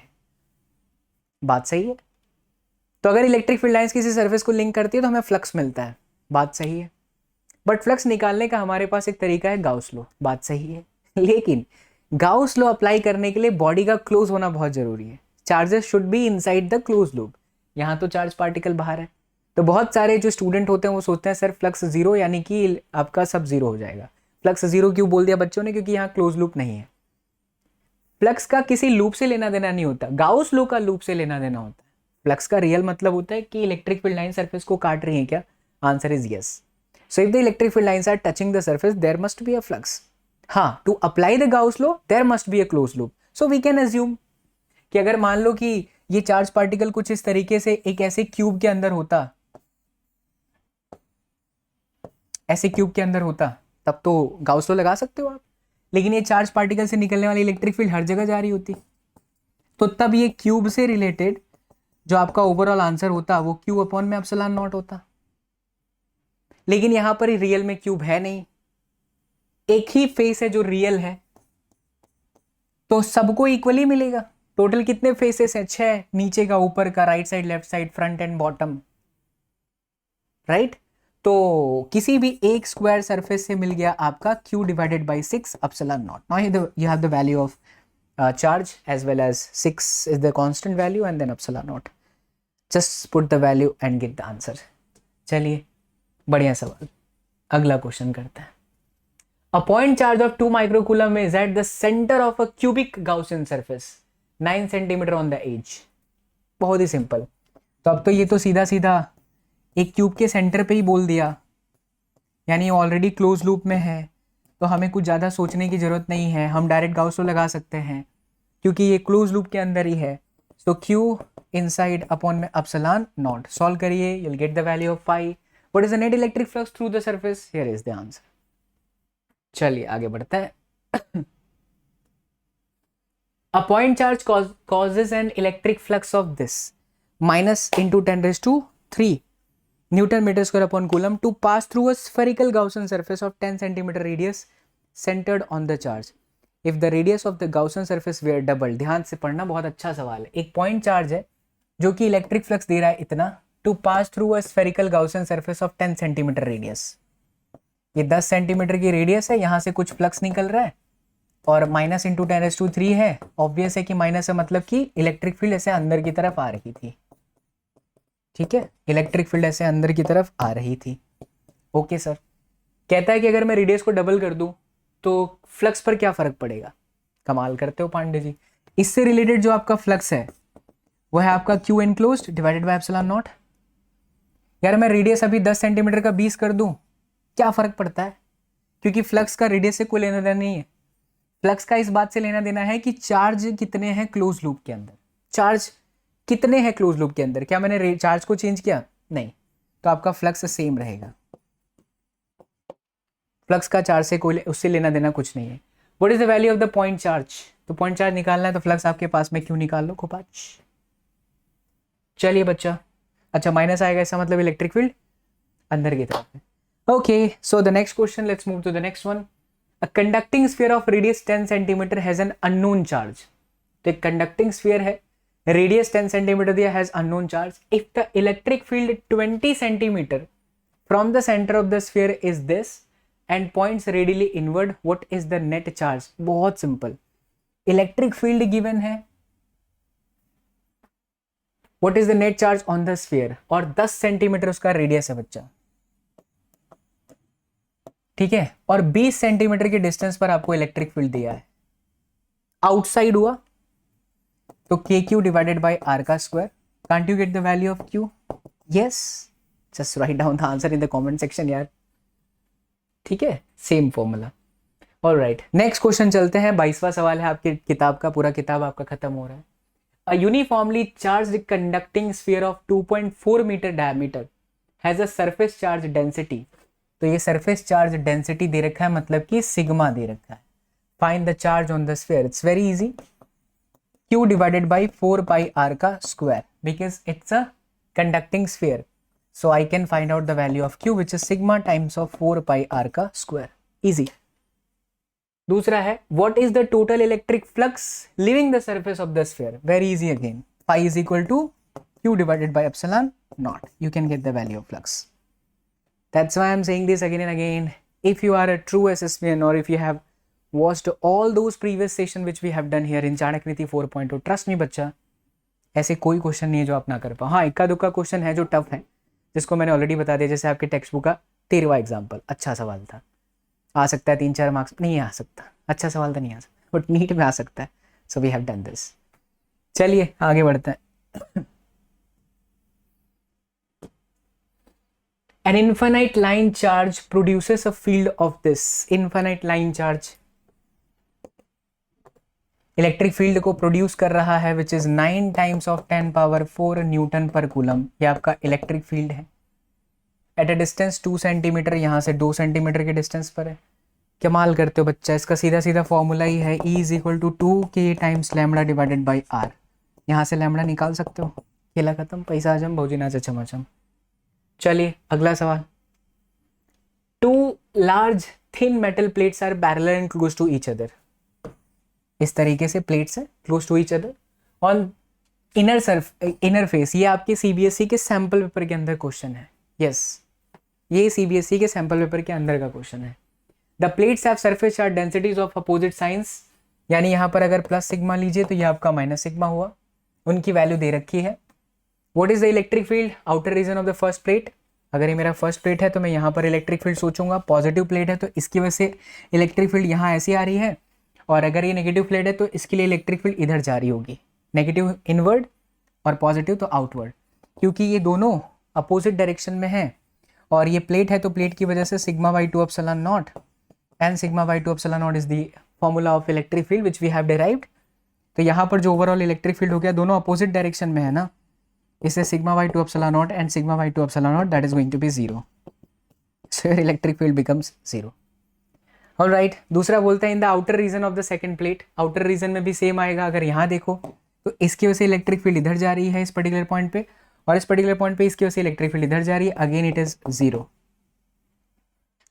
But what about the centre? अगर मैं सेंटर पे देखूं तो प्लस की वजह से सिग्मा बाई 2 एप्सिलॉन नॉट, और माइनस की वजह से इधर जाएगा, again sigma by 2 epsilon naught. So it is the only place, or it is the only position for this kind of plate where we can see the direction of electric field in the same. So that total electric field is what? जोड़ दो. So inside or in between the two plates, that is sigma by 2 epsilon naught and sigma by 2 epsilon naught, it is going to be sigma by epsilon naught. It's a value of electric field. Done. A simple, place the value, get the answer. चलिए बच्चा, finally आपके textbook का पूरा example और पूरा exercise हो चुका है। अब जो मैं हमेशा कहता हूँ कि एडिशनल एक्सरसाइज, क्योंकि नीट वाले बच्चे भी चैनल को फॉलो कर रहे हैं, जेई मेंस वाले बच्चे भी देख रहे हैं, तो हम रुकेंगे नहीं बच्चा। हम आपको एडिशनल एक्सरसाइज की भी क्वेश्चन की झलकियाँ बताते हैं, कैसे क्वेश्चन है, उन्हें कैसे सॉल्व करना है। आइए चलिए देखिए। An oil drop of 12 excess electron is held stationary under a constant electric field. Concept समझो। तो ऐसे 12 इलेक्ट्रॉन है और वो किसी इलेक्ट्रिक फील्ड के अंदर ऐसे स्टेशनरी पड़े हैं बेचारे। तो इलेक्ट्रॉन पर जो इलेक्ट्रिक फील्ड का फोर्स लगेगा वो Q इंटू ई होगा, राइट? और जो इनका वेट फोर्स है वो आपका mg होगा। अगर ये स्टेशनरी है, इसका मतलब है इलेक्ट्रिक फील्ड ऐसे ऊपर की तरफ लग रहा है और वही इसको बैलेंस करके रखा है। So Q into E is equal to m into g. इतना मुझे पहला लाइन पढ़ने पर पता चला। इलेक्ट्रिक फील्ड दे रखा है, लेकिन ऑयल ड्रॉप एक्सपेरिमेंट है। The density of the oil is this, density is given, estimate the radius of the drop. Okay, no problem. Charge कैसे निकालते हैं? Q is equal to N के हिसाब से। टोटल कितने इलेक्ट्रॉन है? 12। तो ये आपका हो गया 12 times of E and then electric field. Come on बच्चा लोग, how to get the radius from this given equation? Of course, density is equal to mass by volume. So mass is equal to what? Density multiplied by volume. 4/3 pi r का cube and then g. Come on बच्चा party, इस equation का use करके सारी value place कर दो and get the value of r. Simple. मजा आया? Great. चलो, सॉल्यूशन यहाँ दे रखा है, अब इसको सॉल्व करना। आइए इस क्वेश्चन को देखिए। यहां पर बोल रहा है कि प्रेडिक्ट करिए कि कौन इसके अंदर गलत डायरेक्शन है। सो बच्चा लोग, अगले क्वेश्चन के लिए शुक्ला जी भी आ रहे हैं और शुक्ला जी एक्सप्लेन करेंगे कि इनमें से कौन सा इलेक्ट्रिक फील्ड का डायरेक्शन गलत है। आइए शुक्ला जी। शुक्ला जी अपना मुंह छुपाते हुए, चलिए शुक्ला जी बताइए। इलेक्ट्रिक फील्ड का डायरेक्शन हमेशा सरफेस के परपेंडिकुलर होता है, राइट? Yes sir. पॉजिटिव से बाहर निकलता है और नेगेटिव में हमेशा इनवर्ड आता है। Yes sir. तो अब इस हिसाब से बताइए सही कि गलत है? बच्चों को भी तो देखने दे। सही है। कैसे सही है शुक्ला? सर पॉजिटिव से निकल रहा है। पॉजिटिव से निकल रहा है, बात सही है तेरी। हाँ। लेकिन दूसरा भी तो प्रॉपर्टी था कि सरफेस के परपेंडिकुलर होना चाहिए। ये परपेंडिकुलर बाटे नहीं ना? नहीं सर। है ही बाटे नहीं ना? सर। सरफेस हुआ कि 90 डिग्री हो तभी हो जाना Yes, राजू, तो ये गलत हो। गलत चल अभी है। बताओ सर ये भी मतलब यहाँ से निकल रहा है, भी गलत है सर, परपेंडिकुलर नहीं है। नहीं, ये तो प्लस माइनस सब साथ में तो कर्व बनाएगा। हाँ। लेकिन यहाँ देख माइनस है, यस सर। यहाँ प्लस है। Yes sir. प्लस से हमेशा निकलता है, यस सर। लेकिन ये देख इसमें आ रहा है, हाँ। गलत हो गया। Yes sir. ठीक है, नेक्स्ट समझा दे। चल सर यहाँ प्लस से निकल रहा है। प्लस से निकल रहा है, हाँ। सही हुआ। Yes sir. दूसरा प्लस But प्लस पर- पास में है, यस सर। रिपेल है, yes sir. Electric field repel हो जाएगा। Yes sir. ये सही है। यस ये बता, सर ये रॉन्ग होगा। ये प्लस है यस सर। और ये प्लस है और ये भी आपका प्लस। प्लस है। क्या प्लस प्लस आपस में फील्ड लाइंस काट सकते हैं एक दूसरे को? नहीं। इलेक्ट्रिक फील्ड काट ही नहीं सकती ना, Yes, प्रॉपर्टी sir. था, गलत हो गया। नहीं ये बता सर, ये भी नहीं होगा। कैसे? क्योंकि सर यहाँ पे माइनस है। माइनस पे आ रहा है, वो सही हाँ। है। सरफेस के देख परपेंडिकुलर नहीं है, नहीं एक गलती। दूसरा फील्ड लाइंस क्लोज लूप कभी नहीं बनाता। Yes, sir. खत्म। मजा आया बच्चा लोग? क्या बोलते हैं शुक्ले? बढ़िया सर। मजा आ रहा है? सर। ठीक है, चलो let's move to the next one. अगले सवाल पर चलते हैं। In a certain region of space, electric field is along the z direction throughout. The magnitude of electric field is, however, not constant but increases uniformly along the positive z direction. बढ़िया सवाल।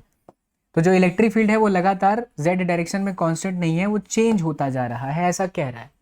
और कह रहा है कि भैया eight the rate of 10⁵ Newton पर coulomb per metre, यानी कि वास्तव में आपको यहाँ दिया है DE अपॉन में DL, वैल्यू कितनी है 10⁵ न्यूटन पर कूलम पर मीटर, ऐसा। अब क्या कहते हैं बच्चा लोग, what are the forces and torque experience by a system having a total dipole moment equal to 10⁻⁷ coulomb metre. अब यहाँ पर आपके पास में P है 10⁻⁻⁷ कूलम इंटू मीटर और टॉर्क भी पूछ रहा है। देखिए फोर्स का जो फॉर्मूला होता है वो होता है F is equal to Q into E, but मैं अपनी सरलता के लिए क्योंकि डी बाई डी एल दिया है तो मैं इक्वेशन में dl से मल्टीप्लाई और dl से डिवाइड कर दूं, काम बन जाएगा। ये जो q इंटू डी एल है that is charge into distance, वो स्लोली मूव कर रहा है सवाल के अंदर, देखो फिर से पढ़ लो। The magnitude of electric field is however not constant but increases uniformly along the positive z direction at the rate of this.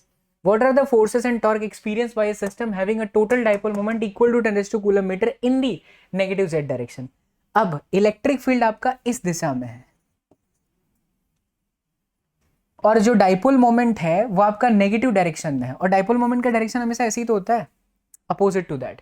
तो ये देखिए ये P हो गया और ये आपका d बाई डी एल जो कि गिवन है, तो आप यहाँ पर से फोर्स निकाल लेंगे। इसी तरीके से torque is equal to P E sine theta, because P is there, E is there, theta is there, you can get the value. Theta कितना है 180 डिग्री, राइट। तो ये निकल जाएगा आपका बच्चा, ये देखो माइनस आया अपोजिट डायरेक्शन में एंड साइन 180, तो आपका टॉर्क कितना हो जाएगा 0। चलिए अगले क्वेश्चन पर चलते। ये बहुत ही बढ़िया कॉन्सेप्ट है, बहुत ही इंटरेस्टिंग कॉन्सेप्ट है, ध्यान से सुनना, बिकॉज ये आपके नीट में जेई में अक्सर आ जाते हैं, बोर्ड में बहुत कम चांस है, लेकिन फिर भी हम करेंगे क्योंकि पूरा किताब कराने का जिम्मेदारी आपको उठा दिए हैं बाबा SSP। शुक्ला जी दरवाजा बंद कर दीजिए थोड़ी देर के लिए। आइए देखिए, बट कंडक्टर की एक प्रॉपर्टी आपको पता होना चाहिए बच्चा की कंडक्टर के अंदर इलेक्ट्रिक फील्ड हमेशा क्या होता है 0 होता है, और सारे के सारे जो चार्जेस होते हैं वो सरफेस पे ही होते हैं, वो चीज़ यहाँ प्रूव कर लेंगे। इसे जो चाणक्य 4.0 बच्चे देखे हैं, अगर उसके अंदर ये टॉपिक हमने नहीं लिया है तो आज हम यहाँ पर ले रहे हैं, ध्यान से देखिएगा। कह रहा है कि conductor with a cavity, conductor cavity मतलब एक स्पेस खाली जगह जिसके ऊपर चार्ज क्यू है, अ गिवन चार्ज कैपिटल, इसको मैंने चार्ज क्यू दे दिया, सवाल में कह रहा है show that the entire charge must appear on the outer surface of the conductor. कह रहा है कि इस पे हम जो कैपिटल क्यू चार्ज देंगे वो सारा का सारा चार्जेस बच्चा आउटर सरफेस पर होगा। ऐसा क्यों? इसके दो छोटे छोटे रीजन से आप समझ सकते हो, जैसे कि यहां पर एक कैविटी था और सारा का सारा चार्जेस सरफेस पर है। देखिए चार्जेस है ना आपस में रिपेल करते हैं तो सब बेचारे फैल जाते हैं, सरफेस पे ही रहते हैं। ये समझने का बहुत आसान तरीका, बड़ा थोड़ा डिटेल में समझाता हूँ। वो पहला बोलता है कि बताइए show that the entire charge must appear on the outer surface of the conductor. अंदर अगर मान लो कि कोई चार्ज आ भी जाता, जैसे कि कैपिटल क्यू का कुछ हिस्सा अंदर अगर आ भी जाता, हमें नहीं पता कितना, तो हम मान लेते हैं स्मॉल क्यू आ भी जाता, तो मैं यहां पर अगर गाउसियन सरफेस लगाऊं, देखो कैविटी जहां पर है वहां तो कोई चार्ज है ही नहीं, यहाँ कोई चार्ज नहीं है, स्पेस है खाली है, तो इलेक्ट्रिक फील्ड 0 है, वहां पे कोई जरूरत भी नहीं सोचने का। तो मैं इस पर्टिकुलर रीजन से अगर इंटीग्रेशन ई डॉट में d A is equal to बच्चा क्यू इनक्लोज्ड अपॉन में एप्सिलॉन नॉट लगाऊं, तो एक चीज तो तय है कि इलेक्ट्रिक फील्ड हमेशा सरफेस के परपेंडिकुलर होती है किसी भी कंडक्टर के अंदर, और अंदर हमेशा इलेक्ट्रिक फील्ड कितनी होती है 0। मतलब इस डिपार्टमेंट में इलेक्ट्रिक फील्ड आपका 0 है, तो जो आपका क्यू इन है जिसे मैंने क्यू माना था वो आपका 0 हो गया। मतलब ये आपने प्रूव कर दिया कि जो मैंने चार्ज अंदर माना क्यू वो 0 है, यानी पूरे चार्जेस कहाँ हैं, सिर्फ बाहर की तरफ कैपिटल क्यू। अब अगर मुझे यहाँ इस चीज को प्रूव करना है तो हम ऐसे लगाएंगे गाउसियन सरफेस, तो कैपिटल क्यू उसके अंदर है, तो ये पहला चीज आपका आंसर दे दिया। अब दूसरा देखो इसी के अंदर है, another conductor B with charge Q inserted into the cavity keeping B insulated from A. एक और कंडक्टर को यहां लाया गया बी नाम का, उसके ऊपर क्यू चार्ज है, उसको अंदर रखा, तो कह रहा है कि इस सरफेस पर कैपिटल क्यू प्लस क्यू आ गए। बहुत प्यारा सवाल, यहां देखो ये आपका ए था, ठीक है, और ये अंदर आपका बी है। कह रहा है इस पे चार्ज क्यू है, इस कंडक्टर पे चार्ज क्यू है, इसके सरफेस पे क्यू है यहां पे, तो यहां पर जो ऑलरेडी क्यू था उस पर क्यू प्लस क्यू हो गया। ये चीज कैसे हुआ, आइए इसको समझिए, बहुत ध्यान से देखना बच्चा। अभी अभी हमने देखा कि कंडक्टर के अंदर इलेक्ट्रिक फील्ड 0 होता है, ठीक है। अगर बच्चा यहां पर क्यू है तो इंडक्शन की वजह से यहां पर माइनस में क्यू हो जाएगा, राइट, क्योंकि नेट इलेक्ट्रिक फील्ड कितना होगा 0, है ना। वो 0 तभी होगा कि जब अगर यहां पर क्यू है तो फिर यहां अंदर कितना हो जाएगा माइनस क्यू। अब अगर यहां अंदर वाले सरफेस पर माइनस है तो यहां पर आपका प्लस क्यू हो जाएगा, अगर यहां प्लस क्यू है तो यहां माइनस क्यू हो जाएगा अंदर की सरफेस पर, ये वाली अंदर की सरफेस पर, और अगर यहाँ माइनस क्यू है बच्चों तो यहाँ पर प्लस क्यू हो जाएगा। यानी अल्टीमेटली जो आपने यहाँ दिया वो यहाँ पर आ जाएगा, ऑलरेडी आपका क्यू था, तो आपका कितना हो गया कैपिटल क्यू प्लस क्यू। बहुत सवाल जेई के अंदर, बहुत सारे सवाल नीट के अंदर पूछता है, ये चीज़ आपने यहाँ पर प्रूफ कर दिया। आगे चलिए, इंडक्शन की वजह से ये हुआ। Next question,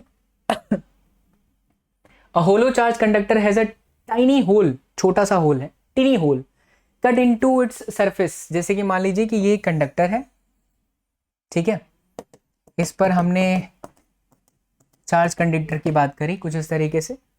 show that the electric field in the hole is sigma by 2 epsilon naught. मान लो कि पहले एक फुल कंडक्टर था, तो अगर ये फुल कंडक्टर था तो इसके लिए मुझे अगर निकालना है, इसके अंदर टोटल चार्ज मैं मान लेता हूँ क्यू है सरफेस पे, ये सरफेस पर है, तो आप बोलेंगे सर अंदर क्यों रख रहे हो, तो यहाँ रख लो।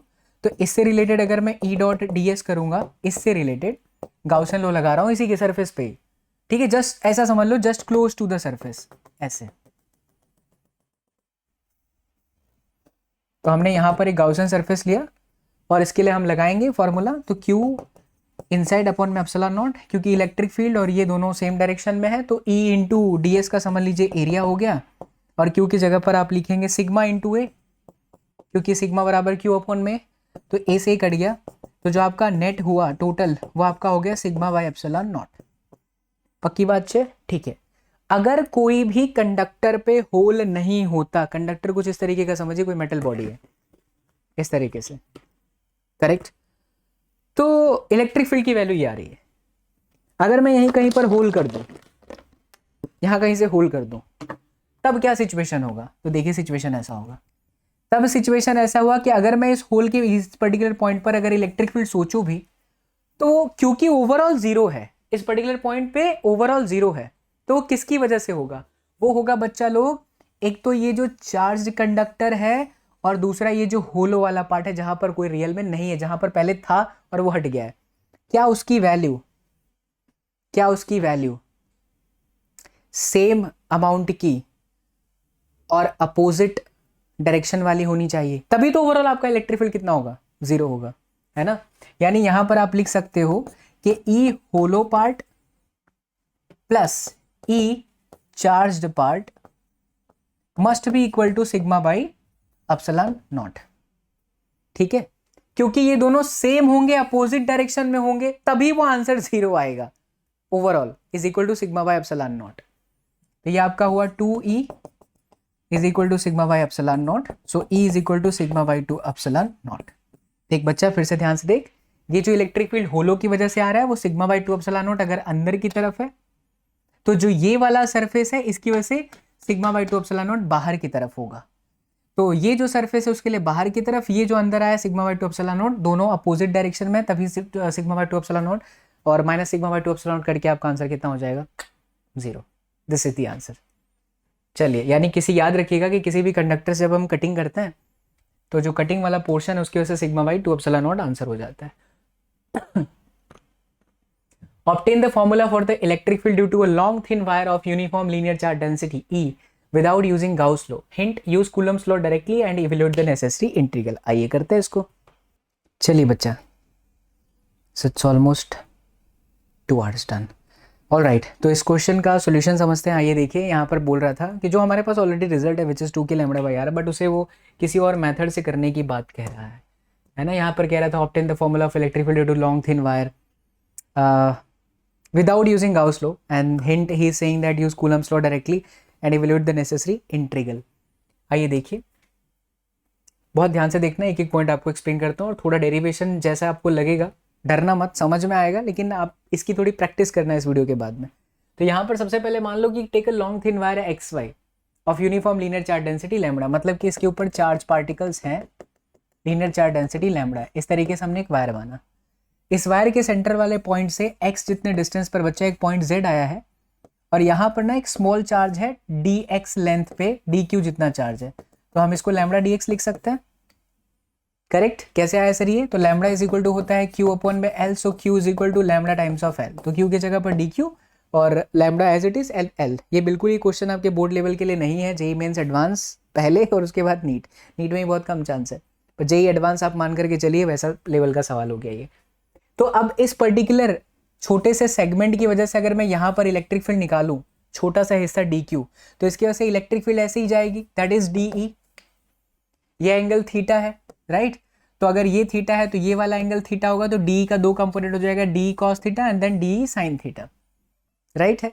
अच्छा, अगर मैं यहाँ भी एलिमेंट लेता तो ऐसा ही जाता बच्चा, और यहाँ पर आपका आता डी ई साइन थीटा और यहाँ पर आता डी ई कॉस थीटा। मतलब इस पूरे वायर से मुझे डी ई साइन थीटा के एलिमेंट कटते हुए दिख रहे हैं। बच क्या रहा है हमारे पास में? सिर्फ और सिर्फ डी कॉस थीटा। यानी अगर हमने डी कॉस थीटा निकाल लिया और डी कॉस थीटा का इंटीग्रेशन कर दिया तो हमें आंसर मिल जाएगा। यही चीज है यहाँ पर। तो डी का फॉर्मूला के डी क्यू अपॉन में डिस्टेंस ए जेड का स्क्वायर। अच्छा, ये एल है, ये एक्स है, तो ये कितना हो गया? Under root of L square plus में एक्स स्क्वायर। साथ साथ में नोटबुक में लिखते रहो ताकि आपको हर चीज समझ में आ जाएगी। ये हो गया D E. The electric field is resolve into two rectangular component D cos theta and perpendicular component D sine theta. So is the parallel component when the whole wire is considered the component d sin theta is cancelled, जो कि मैंने आपको इस diagram में बता दिया बढ़िया से कि d को sin थीटा कटेगा, सिर्फ d cos थीटा ही बचने वाला है. So जो ओवरऑल आपका de है समेशन दैट इज के क्यू बाई आर स्क्वायर के हिसाब से ये बच्चा लोग ये आपका अंडर रूट से हट जाएगा. के जगह पर आपका ये है, डी क्यू की जगह पर आपका लैम्डा डी एक्स आ गया and the component that is cos theta, right. अब देखो ये ट्रायंगल, इस ध्यान से देखना, यहां पर आपका थीटा था, ये आपका डिस्टेंस x था, ये डिस्टेंस आपका l था. So tan theta is equal to x divided by l, इसीलिए x is equal to l tan theta. यहां थोड़ा मैथ्स लगाना है अपने को. तो अगर हम dx अपॉन में d थीटा करेंगे तो l एज इट इज, और tan थीटा का डिफरेंशिएशन होता है sec square theta, not sine. तो dx इज इक्वल टू आ जाएगा आपका L sec square theta and then d theta. एक छोटी सी मिस्टेक यहां पर की गई है जिसको मैं यहां करेक्ट कर दे रहा हूं. This is not sine square theta, this is sec square theta. तो आपको dx मिल गया. अब आपके पास में है एक्स स्क्वायर प्लस में एल स्क्वायर. इसी ट्राइंगल को वापस देखिए, ये आपका थीटा था, ये आपका x था, ये आपका l था, राइट. तो अगर मैं tan थीटा लिखूंगा तो tan theta is equal to x upon में l, so x is equal to l tan theta. तो x की जगह पर मैं लिखूंगा L square tan square theta plus में L square, so L square common गया, टेन स्क्वायर थीटा प्लस में 1 and this 1 plus tan square theta is sec square theta. यहां पर साइन वापस लिखा, गलती कर दिया, that is sec square theta. तो जो नीचे x square plus L square था ना, उसकी वैल्यू आ गई बच्चा लोग L square sec square theta. ये देखिए L square sec square theta. और जो साथ में डी थीटा था, dx, सॉरी dx, क्योंकि इस इक्वेशन में आपका dx भी जा रहा है, घबराइए मत, इसलिए मैं बोल रहा हूँ लिखना. कहाँ गया इक्वेशन? ये रहा dx. तो dx इज इक्वल टू हमारा क्या वैल्यू आया? dx is equal to l sec square theta and then d theta. वो हमें यहां रखना है.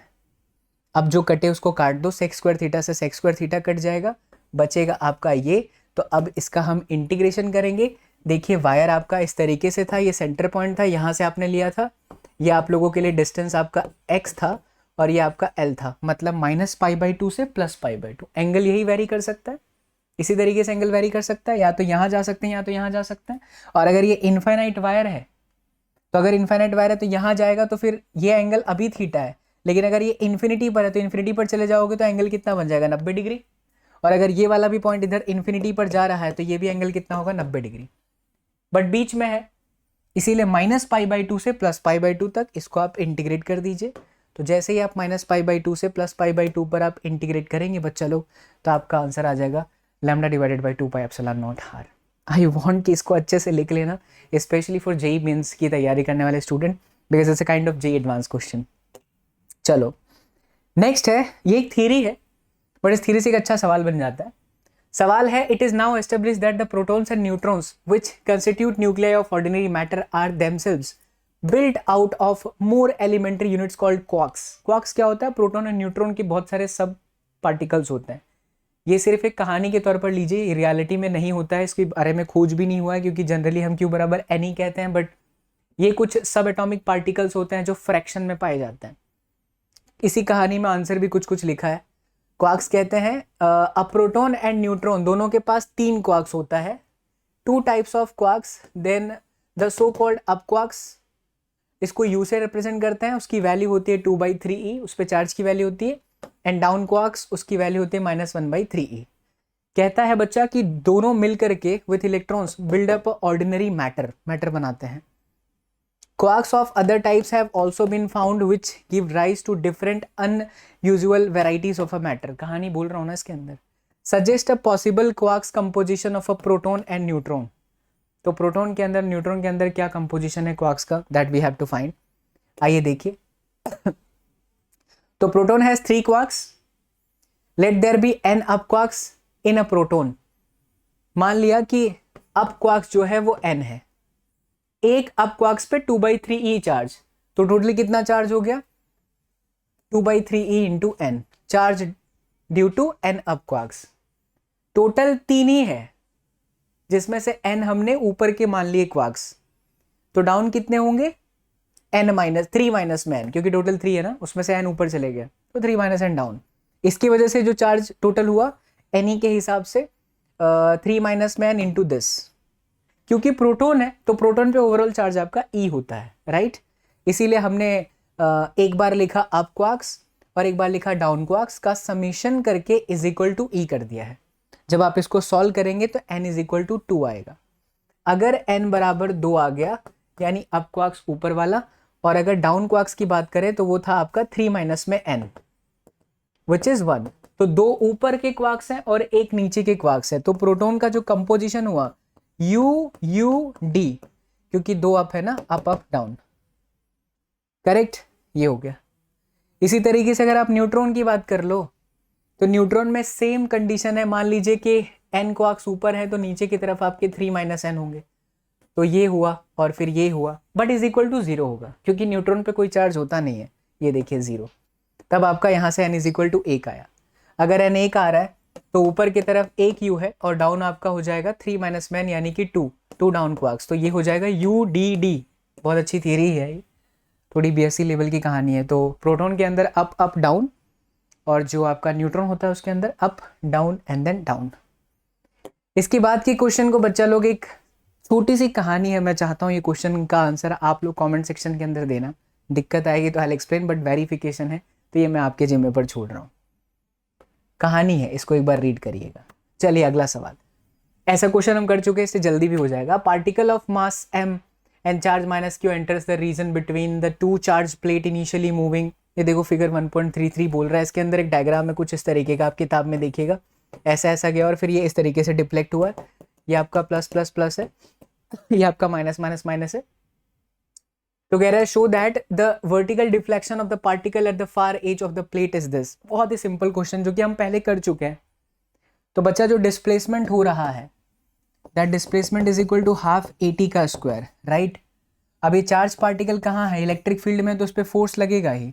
तो A बराबर F अपॉन में m होगा, F की जगह पर QE अपॉन में 2m and then we have T square. कितना टाइम लेगा, तो इनके बीच का जो डिस्टेंस है वो आपका L है, स्पीड बोल रहा है Vx है, तो speed is equal to distance by time, so time is equal to distance upon में स्पीड, सो QE अपॉन में 2m L and then V का square.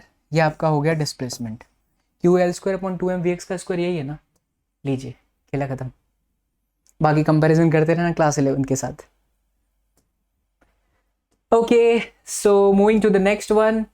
Suppose that the particle in exercise question अभी जो अभी किए, in electron projected with a velocity this, if he between the plates separated by this where the electron strikes the upper plate, तो simple आप लोग जो है इसका निकाल सकते हो। आपके पास फॉर्मूला है, वो किस डिस्टेंस पर करेगा, that you can find out with the help of this equation. So finally मेरे प्यारे बच्चा पार्टी, आपका entire NCERT का एक एक क्वेश्चन यहाँ पर खत्म होता है। जैसे जैसे हमने चैप्टर 1 के सारे, जैसे हमने ये पूरे किए, वैसे ही आपके पूरे चैप्टर 1 से लेकर के चैप्टर 14 तक के सारे एक्सरसाइज, एग्जाम्पल और एडिशनल एक्सरसाइज लगातार आपको चैनल पर मिलते रहेंगे। सो इस वीडियो को जरूर शेयर करना अपने तमाम दोस्तों के साथ जिन्हें फिजिक्स लगता है टफ है, राइट। और आज ये जो मैंने लिखा है ये आपको टेलीग्राम में मिलेगा, so do not forget to check out our Telegram, join कर लीजिए। लगभग 40,000 बच्चे हैं, फ्री में सारे नोट्स डेली दिए जाते हैं। कॉन्सेप्ट को बहुत डेप्थ में समझो, उसके बाद क्वेश्चन करो तो नेक्स्ट लेवल की फीलिंग आती है। This is physics, come on बच्चों, and this is the platform where you can feel the physics. Thank you so much, See you all in the next class. Till then, do whatever you want to do, man, but don't trouble your mom. Take care. Love you all. Thank you so much. Bye bye. Jai Hind. Don't forget to subscribe.